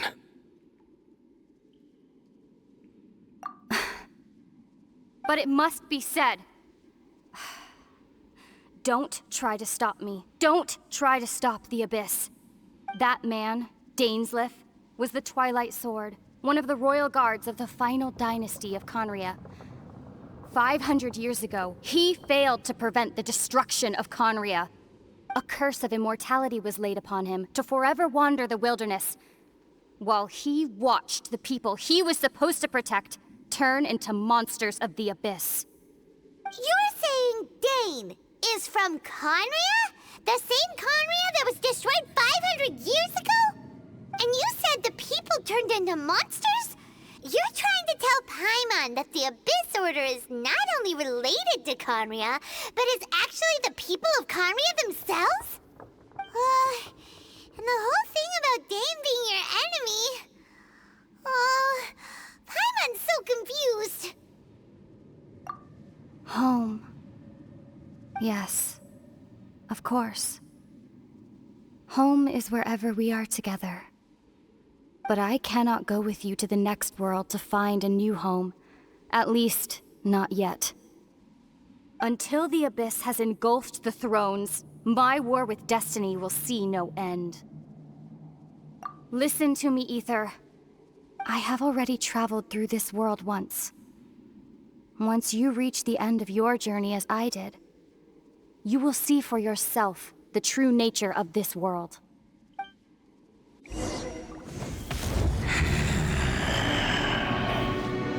So we'll meet again.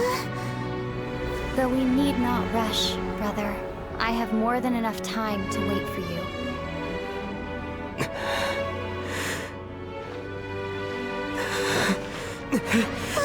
We have always had enough time.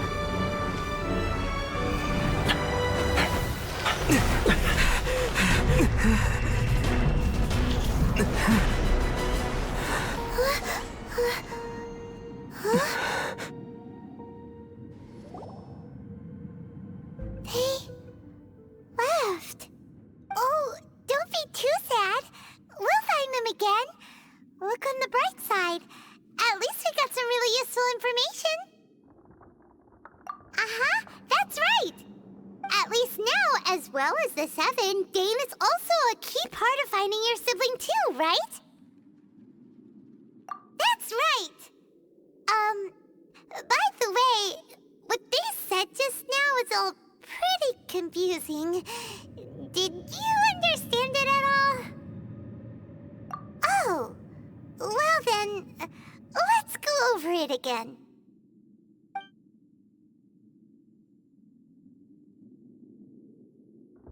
off, that Abyss Herald called your sister Princess. It seems like your sister is leading the Abyss Order. Even the Abyss Herald answers to her. Still, we don't know for sure if she's the highest-ranking leader in the organization. Also, your sister said that she wants to engulf the thrones and go to war with Destiny. What the heck does that mean? Could it be that she wants to destroy the Seven and the Seven Nations? Next thing, turns out the Abyss Order monsters are really what the people of Conria turned into after their nation was destroyed. This story is just plain terrifying. And Dane is from Conria too. He witnessed its destruction 500 years ago. But he didn't turn into a monster. And now he's fighting the Abyss Order. So that's why your sister said that Dane is her enemy, right? But if the monsters of the Abyss are the same people that Dane protected all those years ago, then why is he enemies with the Abyss Order now? Also, how come after all this time we spent searching for your sister, it turns out she's on the side of the Abyss? What's up with that? Yeah, you're right. Then we can't let ourselves get down about it now. Our journey's not over yet. Let's get a move on. Time to leave this terrible dark place and get back to the surface where the sun shines bright. If your sister wants you to reach the end of your journey, well then, show her what you're made of. Come on, traveler, let's go.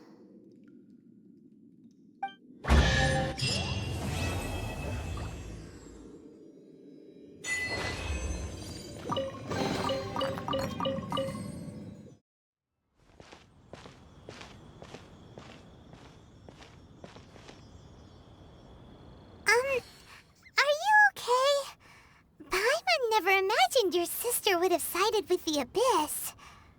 Well, keep your chin up. Paimon believes in both of you. And when the going gets tough, the tough get going, right? She said we needed to reach the end of our journey. Paimon bets she still has lots more to tell us. And we won't find out what this journey is or where it will end unless we keep going. Aw, don't mention it, partner. Travel buddies are supposed to look out for one another. Although, where should we go next? If we want to continue with the journey... Oh, you mean the god that took your sister away in the first place? You're right. After all, everything that followed, all this confusion, it all started with her. Ooh, Paimon supports that idea. Just the thought of it's so satisfying. Well, we've ruled out 2 gods so far, the Animo and Geo Archons. So, next... Paimon doesn't think we can simply walk into Inazuma. Zhongli said it was a closed nation. We'll have to find some other way in. Why don't we ask someone from Inazuma how to gain entrance? Oh, Paimon's thought of someone already! Atsuko in Liyue Harbor! She's from Inazuma! Let's see what she has to say!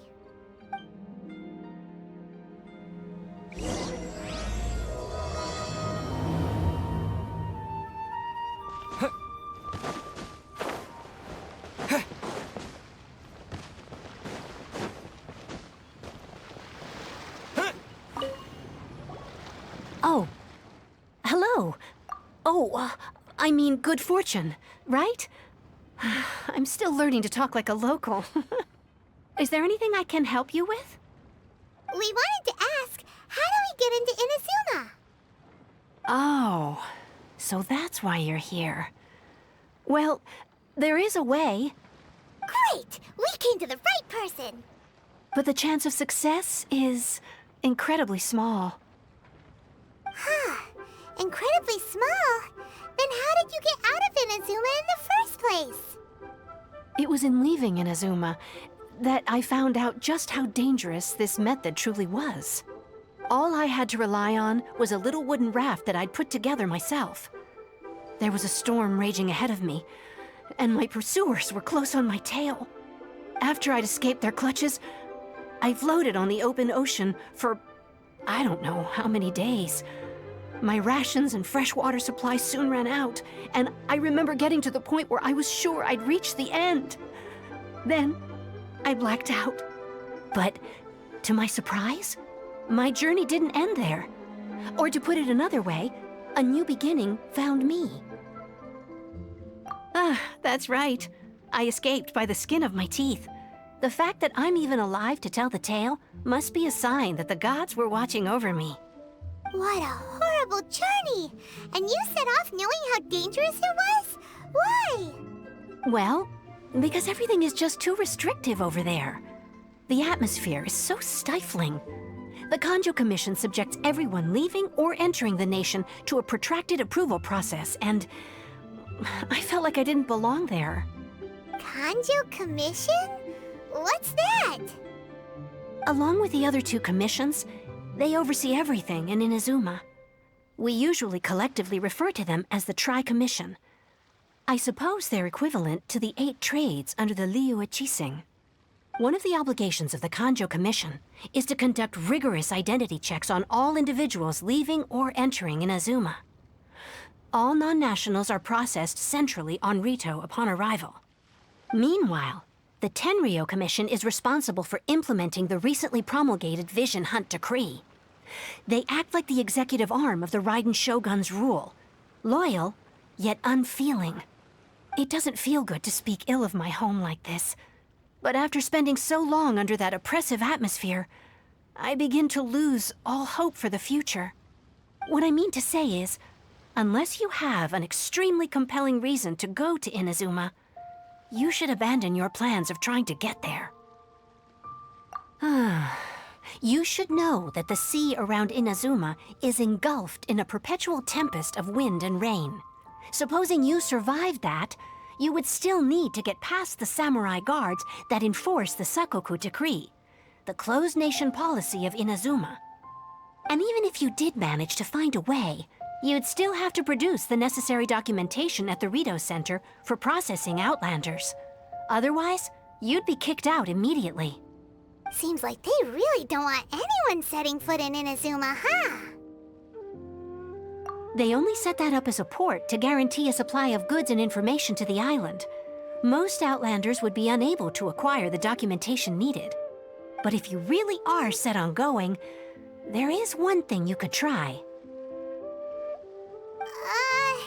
The raft idea sounds a little on the dangerous side.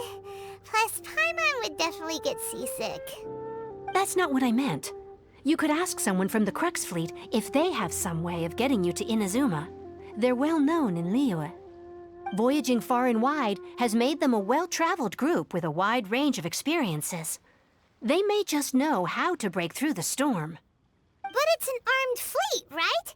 Why would they agree to a request like this? That part is up to you. If you're able to persuade their captain, Beidou, then the hardest part will be out of the way. The Alcor is the flagship of the Crux fleet. I heard that it's currently anchored by Guyunstone Forest on a supply run. This might be your best chance. Then there's no time to lose. Let's go find Captain Beidou.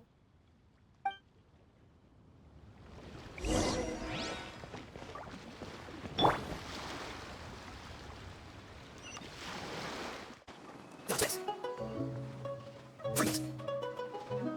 Got this! Freeze! Counter smash! Got this! Yeah! I'll keep this one. Counter smash! Yeah!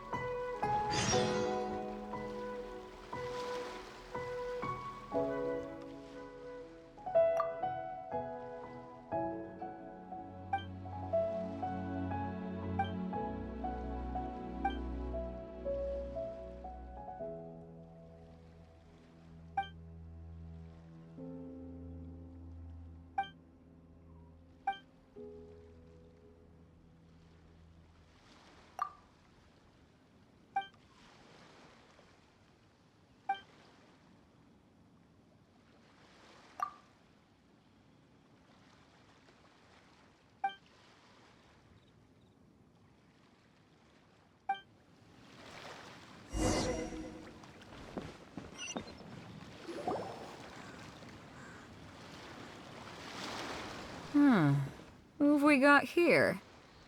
Wait, I know you. You're that traveler, aren't you? The one who fought against the Fatui and Osile, right?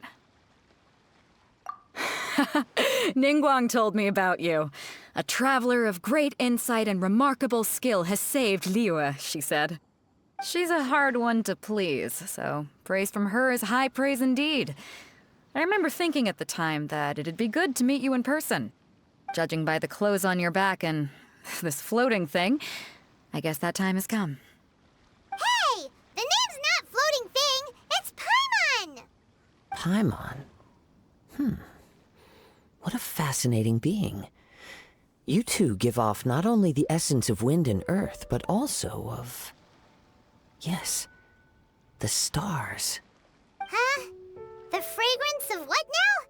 That's the weirdest compliment Paimon's ever heard. Pay it no heed. I mean only to say I am certain that it is by fate, not chance alone, that we should meet. And that gives our encounter meaning. I prefer other means of entertainment. This young man is Kaedehara Kazuha, a temporary addition to my crew for reasons I won't bore you with. Occasionally he opens his mouth and flowers come out instead of words. With this fine ship and the soft sea breeze, would it not be romantically irresponsible of me not to acknowledge it with a line or two of poetry? Well, I can't argue with that.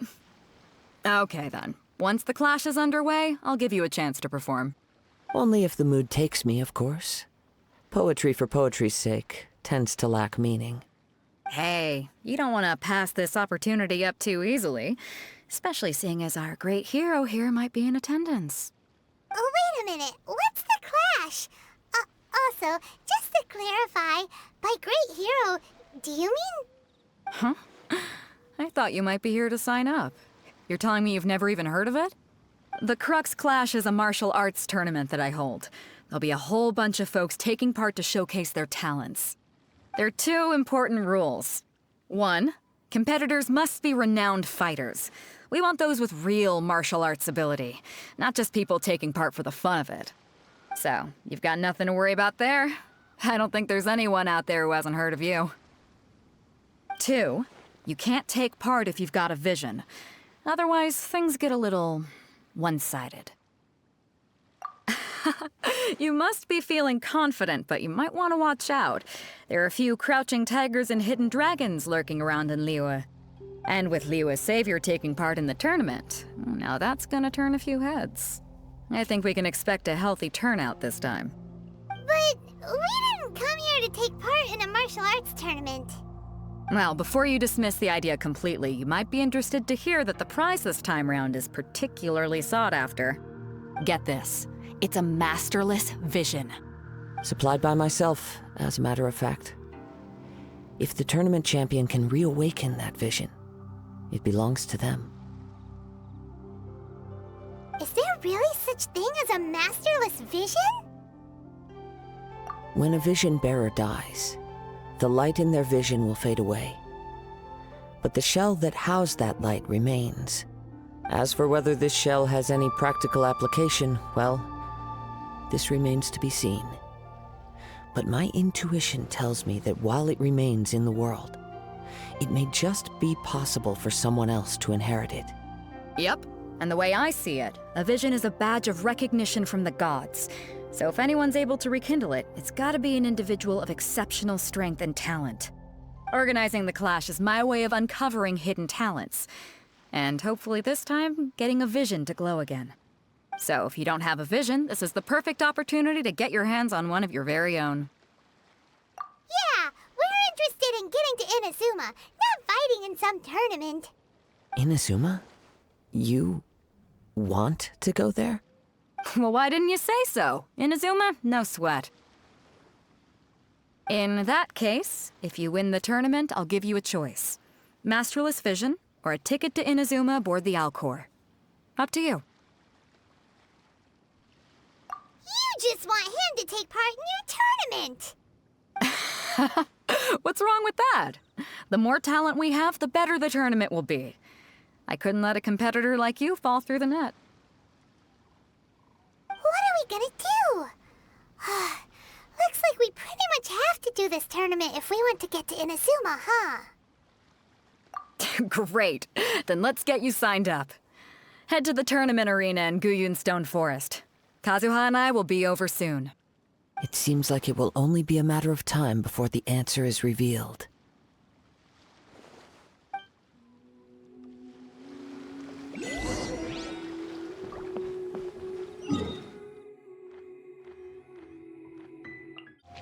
Before we sign up, let's see who the other competitors are. Hello! Are you here to compete in the Crux Clash? You bet I am. Have you put your names down yet? Well, I'd have a look at the entrance criteria if I were you. Then allow just anyone to take part. The Clash is a comprehensive test of fighting ability. Anyone who turns up for show over skill is gonna get their butt handed to them. Nobody wants to see that, right? Yeah, we heard a rule about that. So, Paimon's wondering, are you a renowned fighter? Me? Only a former runner-up in the Chihu Rock Freestyle Combat Summit. Oh yeah. Also, that doesn't sound like the most official tournament out there. What? You... Nonsense. Have you been living under a rock? It's been going on for years. There were plenty of competitors when I took part. Not to mention, I've helped the Millilith catch treasure hoarders before. There were 2 of them trying to escape. I soon sorted them out. They tried to sneak past me under the cover of darkness. They didn't know what hit them. I planted a left hook on the skinnier one's face and sent him flying. Then, the big guy pulled out a knife. I stood my ground, of course. A roundhouse kick sent the blade hurtling into a beam above us. I told you. Unarmed, outnumbered 2 to 1, but I still got the upper hand. I'm not saying I came out completely unscathed, of course, but the fact remains that I did manage to subdue the both of them, and hand them over to the Millilith. I received quite the commendation. Oh yeah. But for us, even 4 or 5 treasure hoarders at a time is all in a day's work. Alright, we're gonna keep looking around. I'll see you in the arena, but I don't plan on losing to a pair of children anytime soon.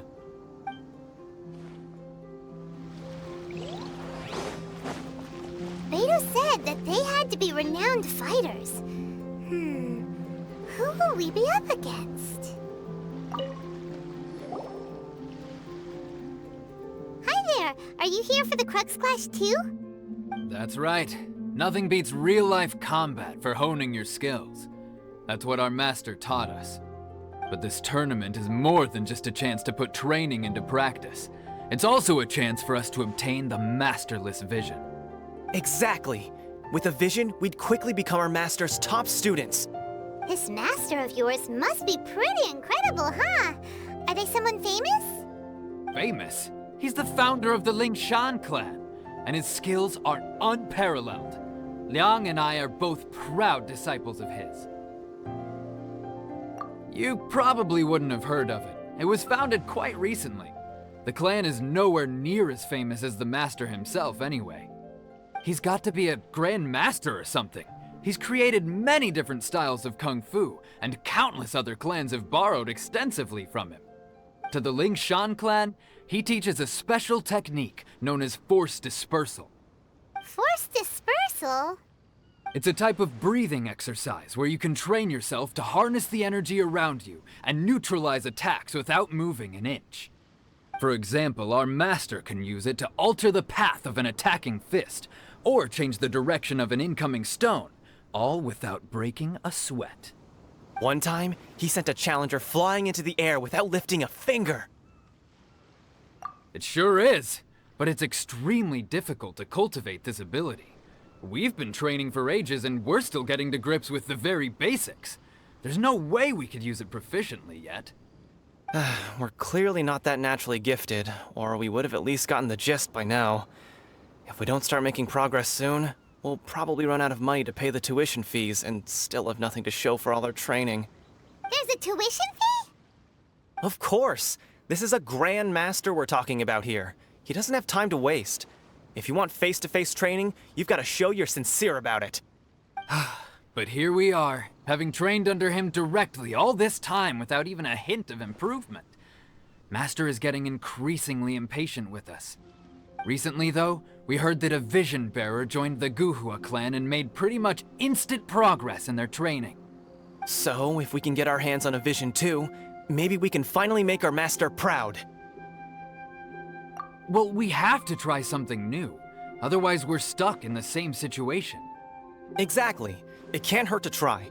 And if it turns out it does work, the Lingshan clan will go down in history. Folks will come from far and wide. Heck, we could even become the dominant martial arts clan in all of Liyue. See you in the arena.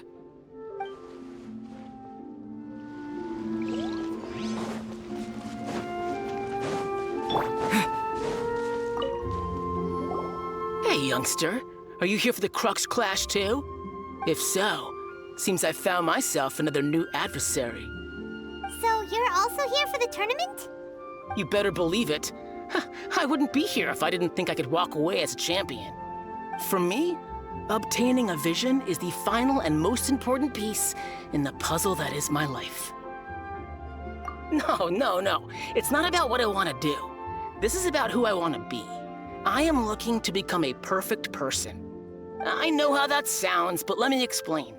I've lived a successful life so far, without any setbacks. I've passed every exam I've ever taken, enjoyed numerous successful business ventures, and seemed to get on with just about everyone socially. In most people's eyes, I am already the very embodiment of the perfect person. Though, of course, I'd never let the praise get to my head. I know I haven't reached perfection yet, because there's one thing I'm still missing. A vision. You have so much self-confidence. That's not important. I have a contact in the Crux fleet who was happy to vouch for me, so they very kindly made special arrangements on my behalf. I've also brought along a bit of an entourage for moral support. It's such a blessing, really, to have so many good friends in my neighborhood. Of course, I also put in a few good days' practice, concentrating mostly on rare and esoteric styles of Kung Fu. As a high achiever by nature, I'm confident I've done enough to guarantee my victory in this tournament. Ha! You don't mince your words, do you? The arena will be the judge. Now then, if you don't mind, I need to finish my pre-competition routine. It's not too long now before you'll get to see me in action. So, to recap, we're up against an inflated ego, some gullible guys paying way too much for their kung fu classes, and another guy who's just really average. Seems like you've got a pretty good chance of winning this thing. Come on, let's go sign up. Chinksa Village Arm Wrestling Champion, huh? All right, you're signed up. Next, please. What's your name? Wait, aren't you? Did I hear that right? Is it really them? Huh? Aren't they a vision bearer, though? Why are they trying to enter the clash? I have to ask, aren't you the traveler that helped Liyue fight off that ancient god? Oh, it's really him! The one that spoke with Lady Kuching at the rite of parting. Oh, I wonder if I can get his autograph later. I trust you are aware that only those without visions can enter the tournament? Really? But from what I've heard, the things you're capable of in combat are nothing short of extraordinary.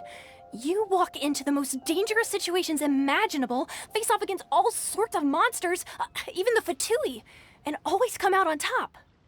Yep, he still doesn't have a vision though. See for yourself. My apologies. I didn't mean to be rude. I'm sure a great hero like yourself would have no reason to lie. Now, could I ask you to provide a few claims to fame? It's just a formality for you, of course, but I have to make a record of competitors' achievements as part of the sign-up process. So far, I've got defeated the ancient god Osile, so that's one. Do you have any others? Yeah! Also, don't forget mention that the previous battles include, but are not limited to, Storm Terror, Dvalin, and Fatui Harbinger Child. Whoa. Might as well declare him the champion already. I wonder if it's too late to withdraw. Okay, that's plenty. Actually, this is the most dazzling track record I've ever seen. By a long shot. Right, your registration is complete. Now, a brief word about the prize. A great hero such as yourself can surely only be here for one thing. To win the tournament and claim the grand prize, namely, a vision. Oh, we're not here for that. We're here because Captain Beidou promised to take us to Inazuma if we win the tournament. There's another prize, too? Oh, first I've heard of it. Beidou must have upped the stakes this time to attract top talent. But why would anyone want to go somewhere as dangerous as Inazuma? I see. So, I take it you discussed your terms with Beidou in advance, then? Well, I'm sure a great hero has an important reason for being here. Anyway, the qualifying rounds are about to begin. I'll leave you to your preparation. Hey, so Paimon's thinking about that whole no vision bearers rule in this tournament. Even though you don't have a vision, most people in Teyvat think that you can't manipulate the elements without one. So Paimon thinks you probably shouldn't use your elemental abilities during the tournament. You know, just to avoid any misunderstandings. In any case, looking at the competition, it should still be pretty easy for you to win, even without using any elements, right? All right, it's showtime! You got this! You seem like you're raring to go. Are you ready to compete? Good. Then please follow me into the arena.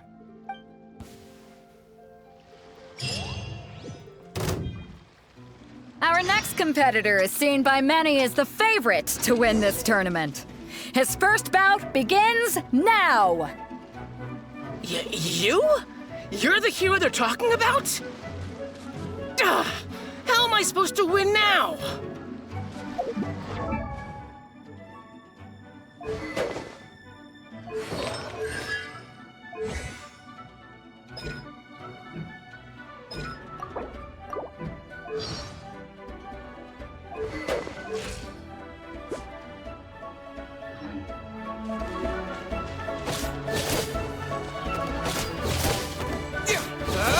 What a strange guy. Why was he so confident to begin with? Well, now that we've won, let's go and see Beidou. She'll probably have something to say to us.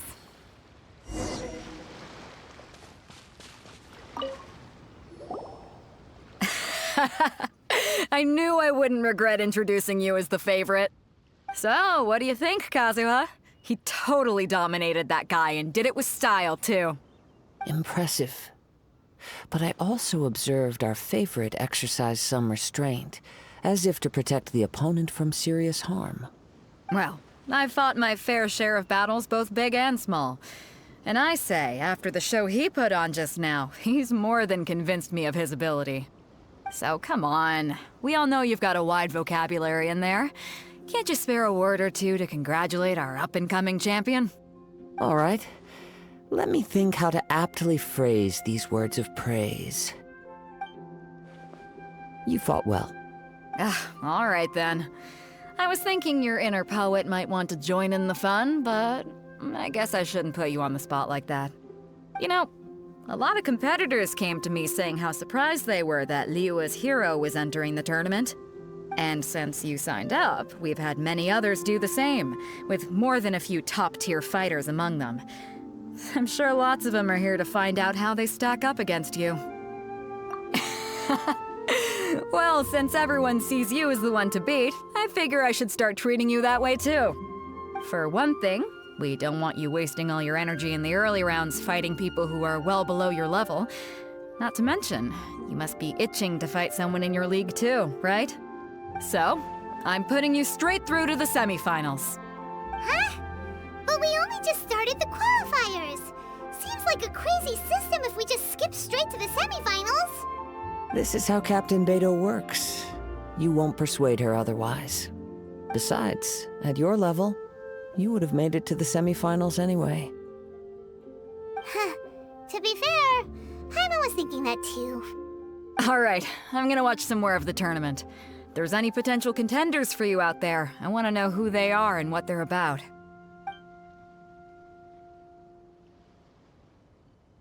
We're finally here, folks. The real show is about to begin. The captain seems to have high hopes for this tournament. I have not seen her so excited in quite some time. Your opponent has fought many rounds to get to the semifinals. This makes him a seasoned warrior. You may well be stronger than him, but this should not give you cause to lower your guard. Very well. Show me that you are ready to push through the storm that lies ahead. Alright, that's enough chit-chat for now. The audience is waiting. Go find the crew member that signed you up. She'll take you into the arena.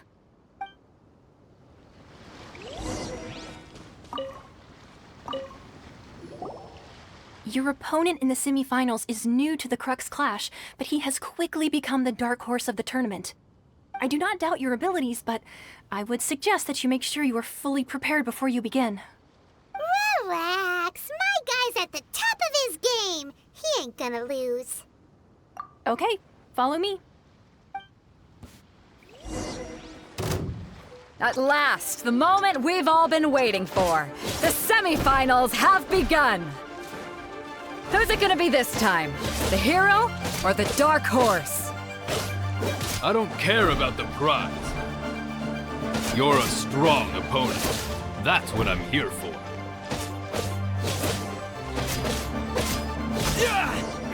You're pretty good. I'm sweating all over. It's a good feeling. Congratulations. I was beaten by the best. I need to train harder. Right! For a moment there, Paimon was a little worried. If you had a vision, you'd definitely be one of the strongest around. I wanted a vision once, when I was a kid. People said that if you're strong enough, you'll have your chance to get one. But mine never came. I lost interest eventually. You can't depend on a vision like you can your own body. I've fought and won against vision bearers before. The power they have was given to them by the gods. I don't envy it. Huh? You mean you didn't sign up to try and get your hands on that masterless vision? No, I didn't. I only wanted to pit myself against other fighters and see who was the strongest. Only in defeat can you understand your weaknesses and learn from them. So I'm pleased with today's outcome.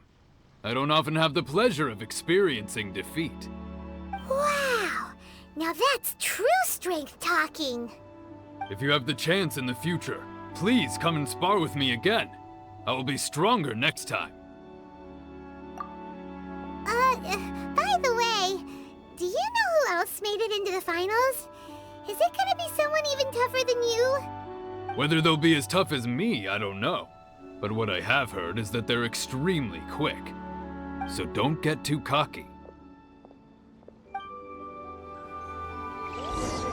There he goes. Maybe we should ask around, see what we can find out about our opponent in the final round. Paimon thinks we might need to up our game a little. Ah, it's you! I watched your match. What a stunning performance. I myself was eliminated in the third round. Shame.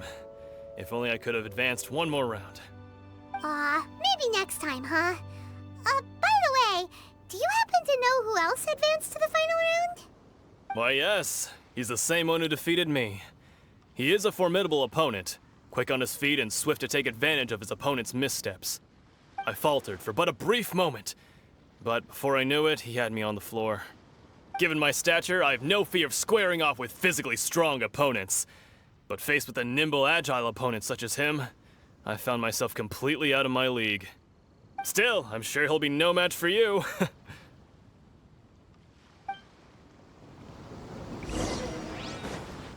Hey there! Well, where did the other guy go? He tried to use force dispersal to deflect a punch, but instead he took it straight to the nose. There was blood all over the place. His opponent was pretty freaked out by it. He kept asking him, "Why didn't you dodge?" But he was pretty much out cold by that point and couldn't reply. "Why don't you dodge?" they ask. Because to not dodge is the very essence of Lingsheng clan kung fu. It's just that he hadn't quite mastered it yet. Don't even get me started.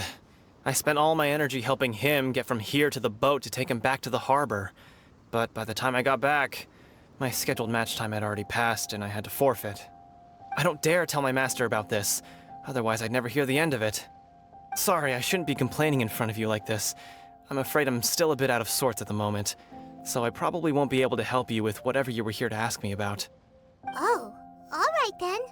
Hope your buddy makes a swift recovery. Hang in there. Thanks, I'll do my best. We still haven't got any useful information yet.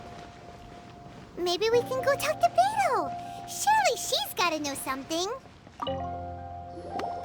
You gave an outstanding performance. Truly commendable.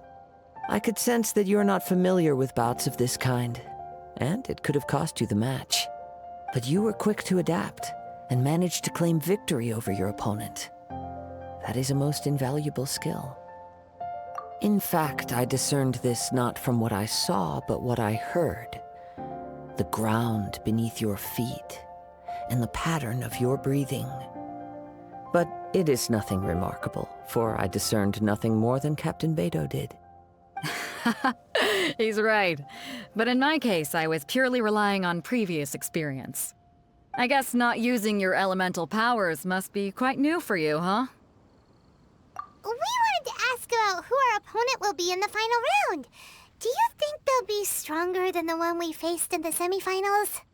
Not exactly.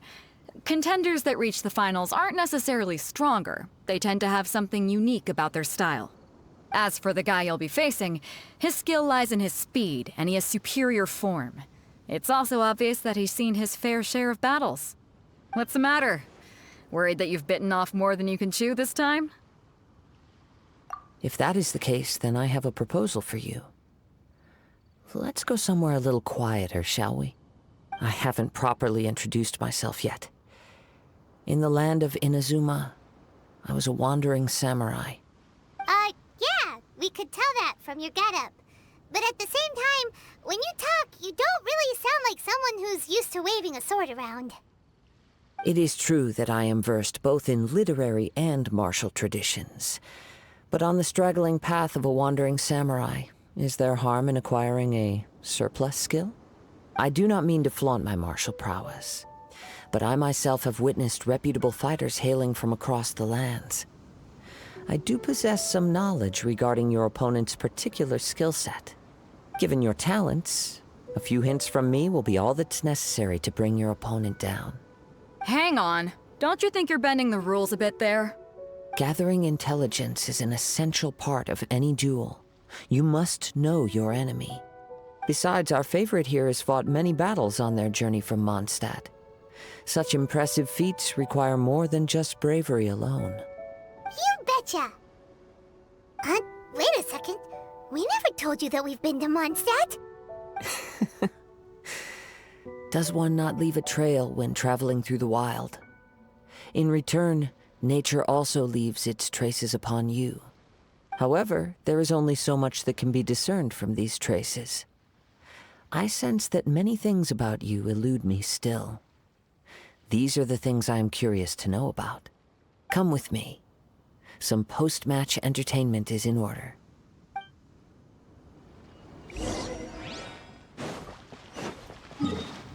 Now that we're alone, let me cut to the heart of the matter. You are skilled in manipulating the elements, and not just a single element, but multiple. Is that correct?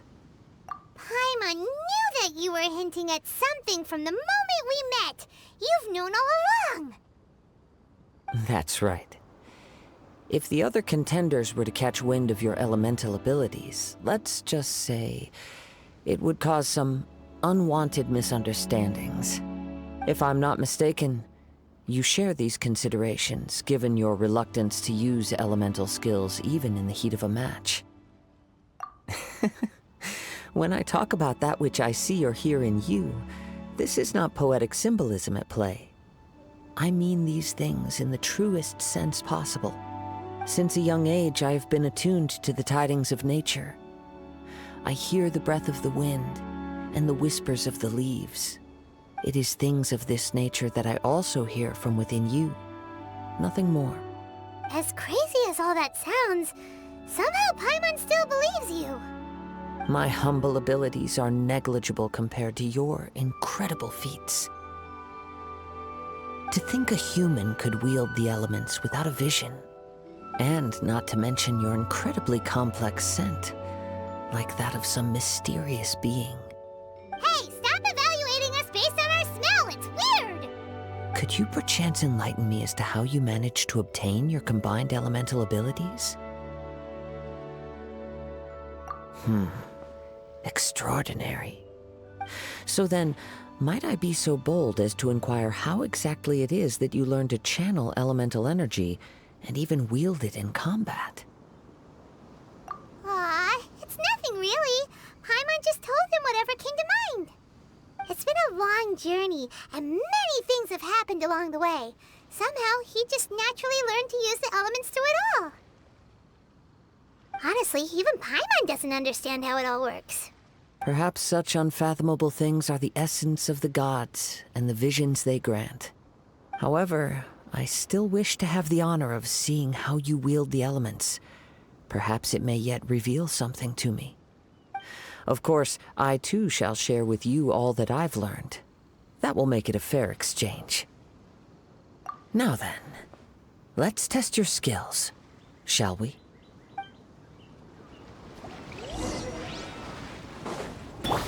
Dodge this! Get him! Steady as stone. Oh, so sorry.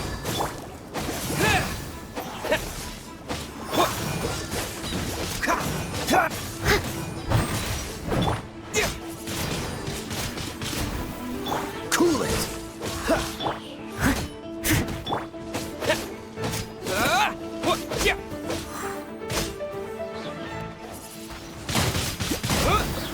No one escapes my sight!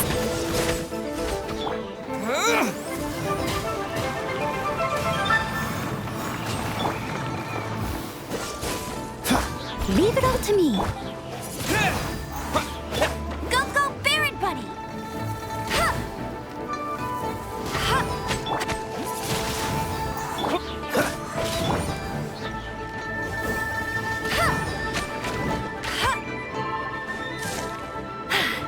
Told you I'd win! Get him! Your skills in battle are truly beyond reproach. Even with your opponent's speed, he shouldn't be able to overwhelm you.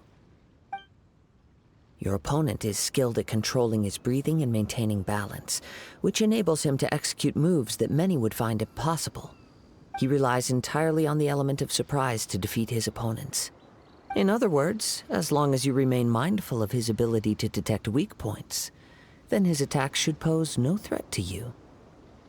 Please, save your thanks. If anything, I should be thanking you for the opportunity to witness your command of the elements that defies all known principles. The world is a truly mysterious place, it seems, and one will always encounter that which is still unknown. You seem kind of obsessed with visions, but don't you already have your own? Why are you so intent on exploring the connection between visions and the elements? I desire to know what meaning visions have to the gods, and what influences the gods' decision to grant humans these visions. My apologies. You must be completely in the dark regarding such matters. For allowing me the honor of witnessing your mystical ways, I am willing to answer any questions you may have regarding Inazuma. So that's what you're curious about? Then allow me to tell you more. As you well know, a vision hunt decree is currently underway in Inazuma. Visions are a gift bestowed by the divine. People that have accepted this gift are now having their visions confiscated inexplicably, sometimes in circumstances that leave their original recipients dead. In the outset, Supposing each of the 7 archons had their criteria for granting visions to living beings, then does the current Electro-Archon now doubt these criteria, or even the act in and of itself? Not to mention, with no new Electro-Visions having been granted for such a long time, it would seem that we can infer something of the Raiden Shogun's feelings on the matter. She sounds less like an Archon and more like a tyrant. As far as I know, she is an Archon that pursues eternity. She will relentlessly carry out her will with no regard to what others may think or feel. Liyue's contracts are meant to benefit all who reside within Liyue. But what does Inazuma's pursuit of eternity bring to its people? It goes without saying that the people locked within Inazuma do not fare well these days. Sounds a lot like something the god you encountered in the beginning would do. Oh? Have you encountered the Electro-Archon before? With time, we will change. But the Shogun will remain the same. If you wish to find her, she will forever be there. There will come a day when I too shall wish to understand the answers to eternity from her. Ah, the time for your match is approaching. Oh, right! We got so distracted talking about Inazuma that Paimon forgot all about the tournament! If you have no other matters to attend to, then we can return together. Very well, let's go. I wish to see who will obtain the vision. Why isn't he here yet? Never mind. We can start by making your entrance first. Everyone, listen up! Your attention, please! We've reached the climax of the Crux clash! This is the final match! We've seen many exciting battles today, and now, at long last, the 2 finalists have emerged. Now, I'd like to introduce our first combatant. Though few have seen him, his reputation knows no bounds. He strikes fear into the heart of Osile, and the mere mention of his name causes even the Fatui Harbingers to turn pale in the face. Introducing Liyue's traveling hero! Wow! I've been waiting for this moment! I'm sure everyone witnessed his thrilling match in the semifinals. But today's final round will surely take things up a notch. As for our other combatant, he still hasn't arrived. Oh, come on, what could be taking him so long? You can't just forfeit for not showing up like in previous rounds. This is the finals. Apologies, everyone just sit tight. We've got no other choice. If he doesn't show up, we'll just have to postpone the match. Wait a moment. Something doesn't seem right about this. Captain Beidou, perhaps we should check on the prize. Traveler, come with us.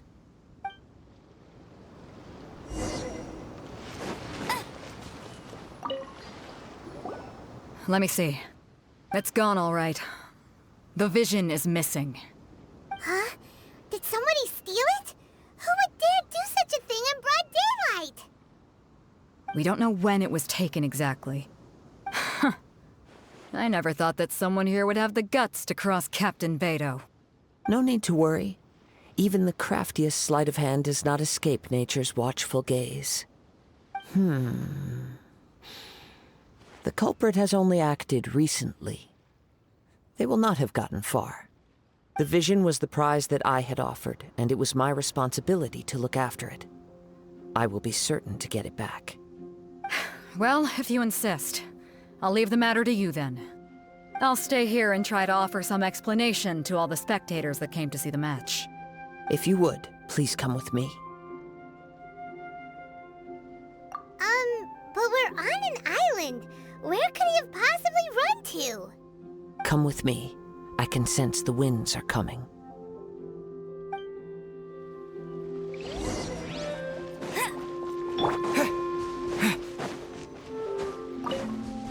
Huh? A wind current? The winds have come at an opportune moment. Let's seize this chance. Ride the winds upward. From there, we can continue our search for clues.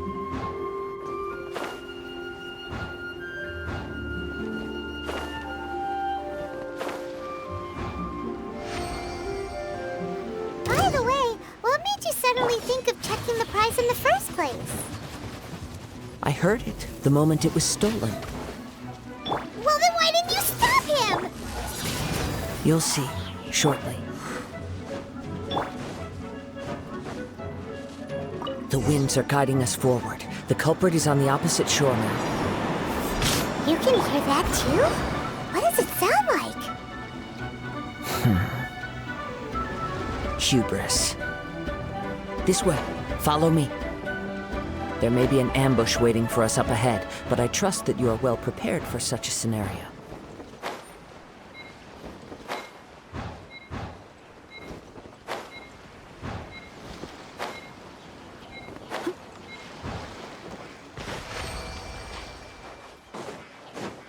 Hoarders, they're here! Get them!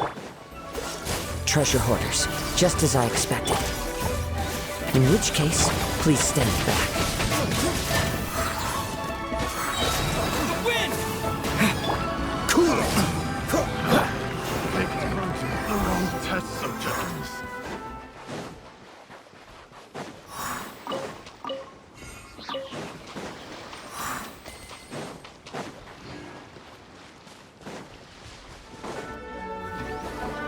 You caught up with me?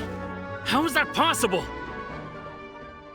I had even prepared a boat to ensure a quick getaway, and still you caught up to me. No boat could ever match the speed of the wind. The wind? What are you talking about? Oh, I get it. Your vision. Drat! If I only had a vision. Or if I could activate this one, then you'd never be able to catch me. This has nothing to do with visions. You may be skilled at vanishing from a crowd, but it seems you know precious little about how to conceal yourself from nature's gaze. Additionally, your chosen escape route was flawed for reasons that are too numerous to go into, and on top of that, I could hear your boasting and proud laughter in the wind as I was pursuing you. In other words, you failed to meet any of the basic criteria for a grand heist, namely speed, stealth, and style. You... But most disappointing of all is the state of the vision in your hand. It appears that the vision doesn't respond to human desire indiscriminately. Fine, fine. I admit it. I've had my eyes on this vision for quite some time now. I decided to register after hearing that this fighting contest was full of a bunch of lousy fighters. I fought my way to the finals and... Aha! So you were supposed to be our opponent! I'd intended to win the contest through skill alone all along, but then you showed up. After watching the semifinals, I knew that I didn't stand a chance. But I wasn't about to give up on the vision so easily after coming all this way. Since there was no use in trying to face you in the match, I decided to put my skills to good use while everyone's attention was on you and Beidou. I was convinced I prepared thoroughly for my escape, but somehow you still managed to catch up to me. After all I went through to get it? I think not. I know an empty threat when I hear one. Fine. But you'd better mean it. It didn't activate once I took it anyway. It's nothing but a useless shell to me. You know, according to the laws of the sea, the penalty for stealing is breaking the culprit's arms. Huh? You're not serious, are you? Not to mention that the item you stole was a prize. You didn't show up for the final match, and you damaged the reputation of the captain of the Crux fleet. It seems that it would be only fair to brand the word thief on your forehead with a hot iron. Whoa, whoa! We don't need to go that far, do we? I never would have guessed you could be so cruel. If this is where talking gets me, then forget it. I'll risk a fight.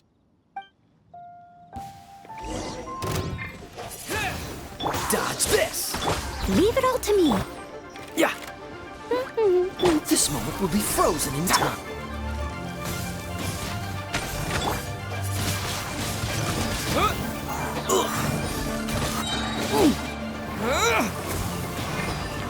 Cool it!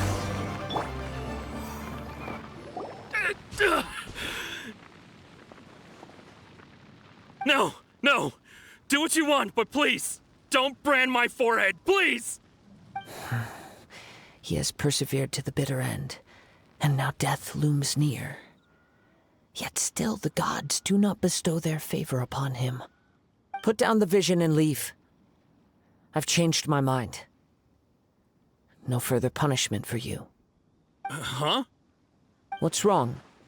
Are you asking for more punishment? It's up to you. Such willingness is commendable, and fits the way of the samurai. No need for that. Thank you for releasing me. You truly are generous. Huh? Paimon doesn't get it! Were you just trying to scare him? I take no pleasure in frightening others. I was just testing all possibilities while the vision remained in his hands. When people are forced into a corner, that is when their greatest strength will appear.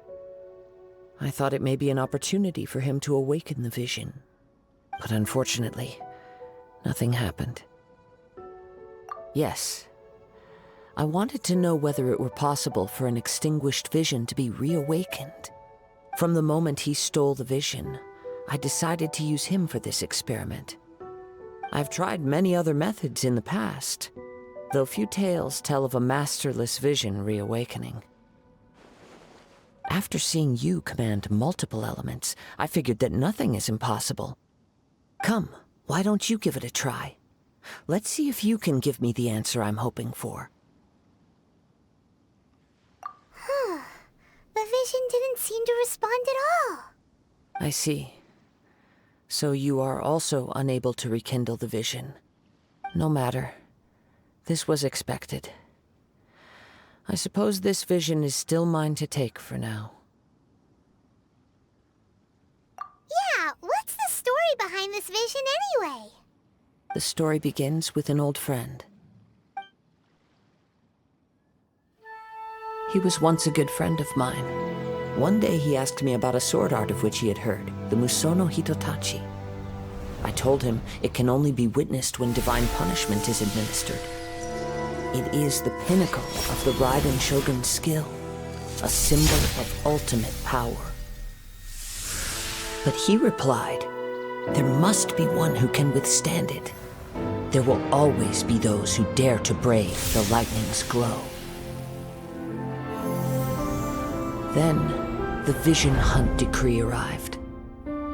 People's aspirations were stripped away as the Raiden Shogun began to construct her ideal of eternity. While I was fleeing from place to place, I heard that my friend had challenged the Vision Hunters to a duel before the throne. A solemn yet brutal challenge. The defeated face divine punishment, while the victors gain a second chance. Perhaps he thought he of all people should make a stand. Coming face to face with the Musono Hitotachi was all that he truly desired, after all. When I arrived at Tenshukaku, the duel was over.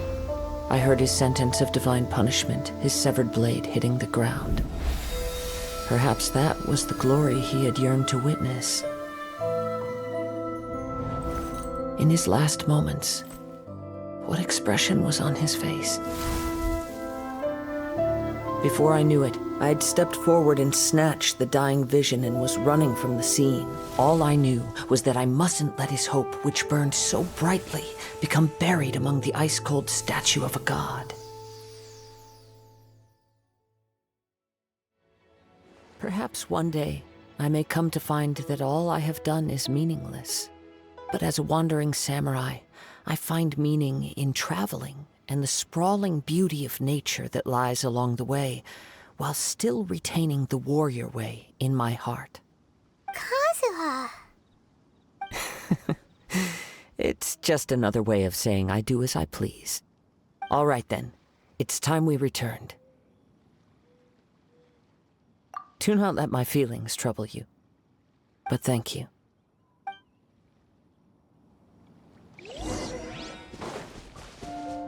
Huh? Did Beidou leave already? Maybe she went back to her ship. If you're looking for the captain, she was summoned by Lady Ningguang. It seems that the Crux clash got out of hand this time and has attracted her attention. Captain Beidou was muttering something about Ningguang being a stick in the mud as she headed off to Liyue Harbor. It's not unusual for those two to be at odds with one another. But still, Captain Beidou was disappointed she didn't get to witness the crowning of the new champion. She had been looking forward to it for quite some time. The one who stole the vision was originally to be this hero's opponent in the final round. He knew he stood no chance of winning the match, thus the wicked idea of stealing the prize took hold in his mind. In which case, the Crux clash comes to a clear-cut conclusion. Huh? So that's what happened? If that's the case, then the rules stipulate that he is disqualified, and our hero here is the champion. Paimon thought we'd win and all, but not like this. It doesn't matter. As the saying goes, honor given is honor deserved. Now, let me go prepare the champion's medal to award you. Yes, I believe so. Though Captain Beidou is no longer present here, I'll be sure she receives word of it. She is a woman of her word. But the voyage to Inazuma is a treacherous one. You will be plagued by a perpetual tempest the entire trip. In fact, the relentless rain and wind are also an embodiment of the Raiden Shogun's will to close the nation. Hold on a second. You're saying she can change the weather just with the power of her mind? Let us not forget that this is one of the 7 archons. If Liyue's Morax could form Guyun's stone forest by casting down his stone spears, then it should come as no great surprise that the Raiden Shogun is capable of summoning an eternal tempest. Suffice it to say that if you wish to journey to Inazuma, the Alcor will need some time. You will be notified once all the preparations have been made. In the meantime, I intend to embark on a journey of my own. I will travel all across the vast lands of Liyue in the hope of finding a way to reawaken the vision. Paimon believes you'll find a way for sure. Thank you. May both our journeys prove meaningful. One final word of warning. The part of your journey that lies after the storm may well prove to be the most arduous.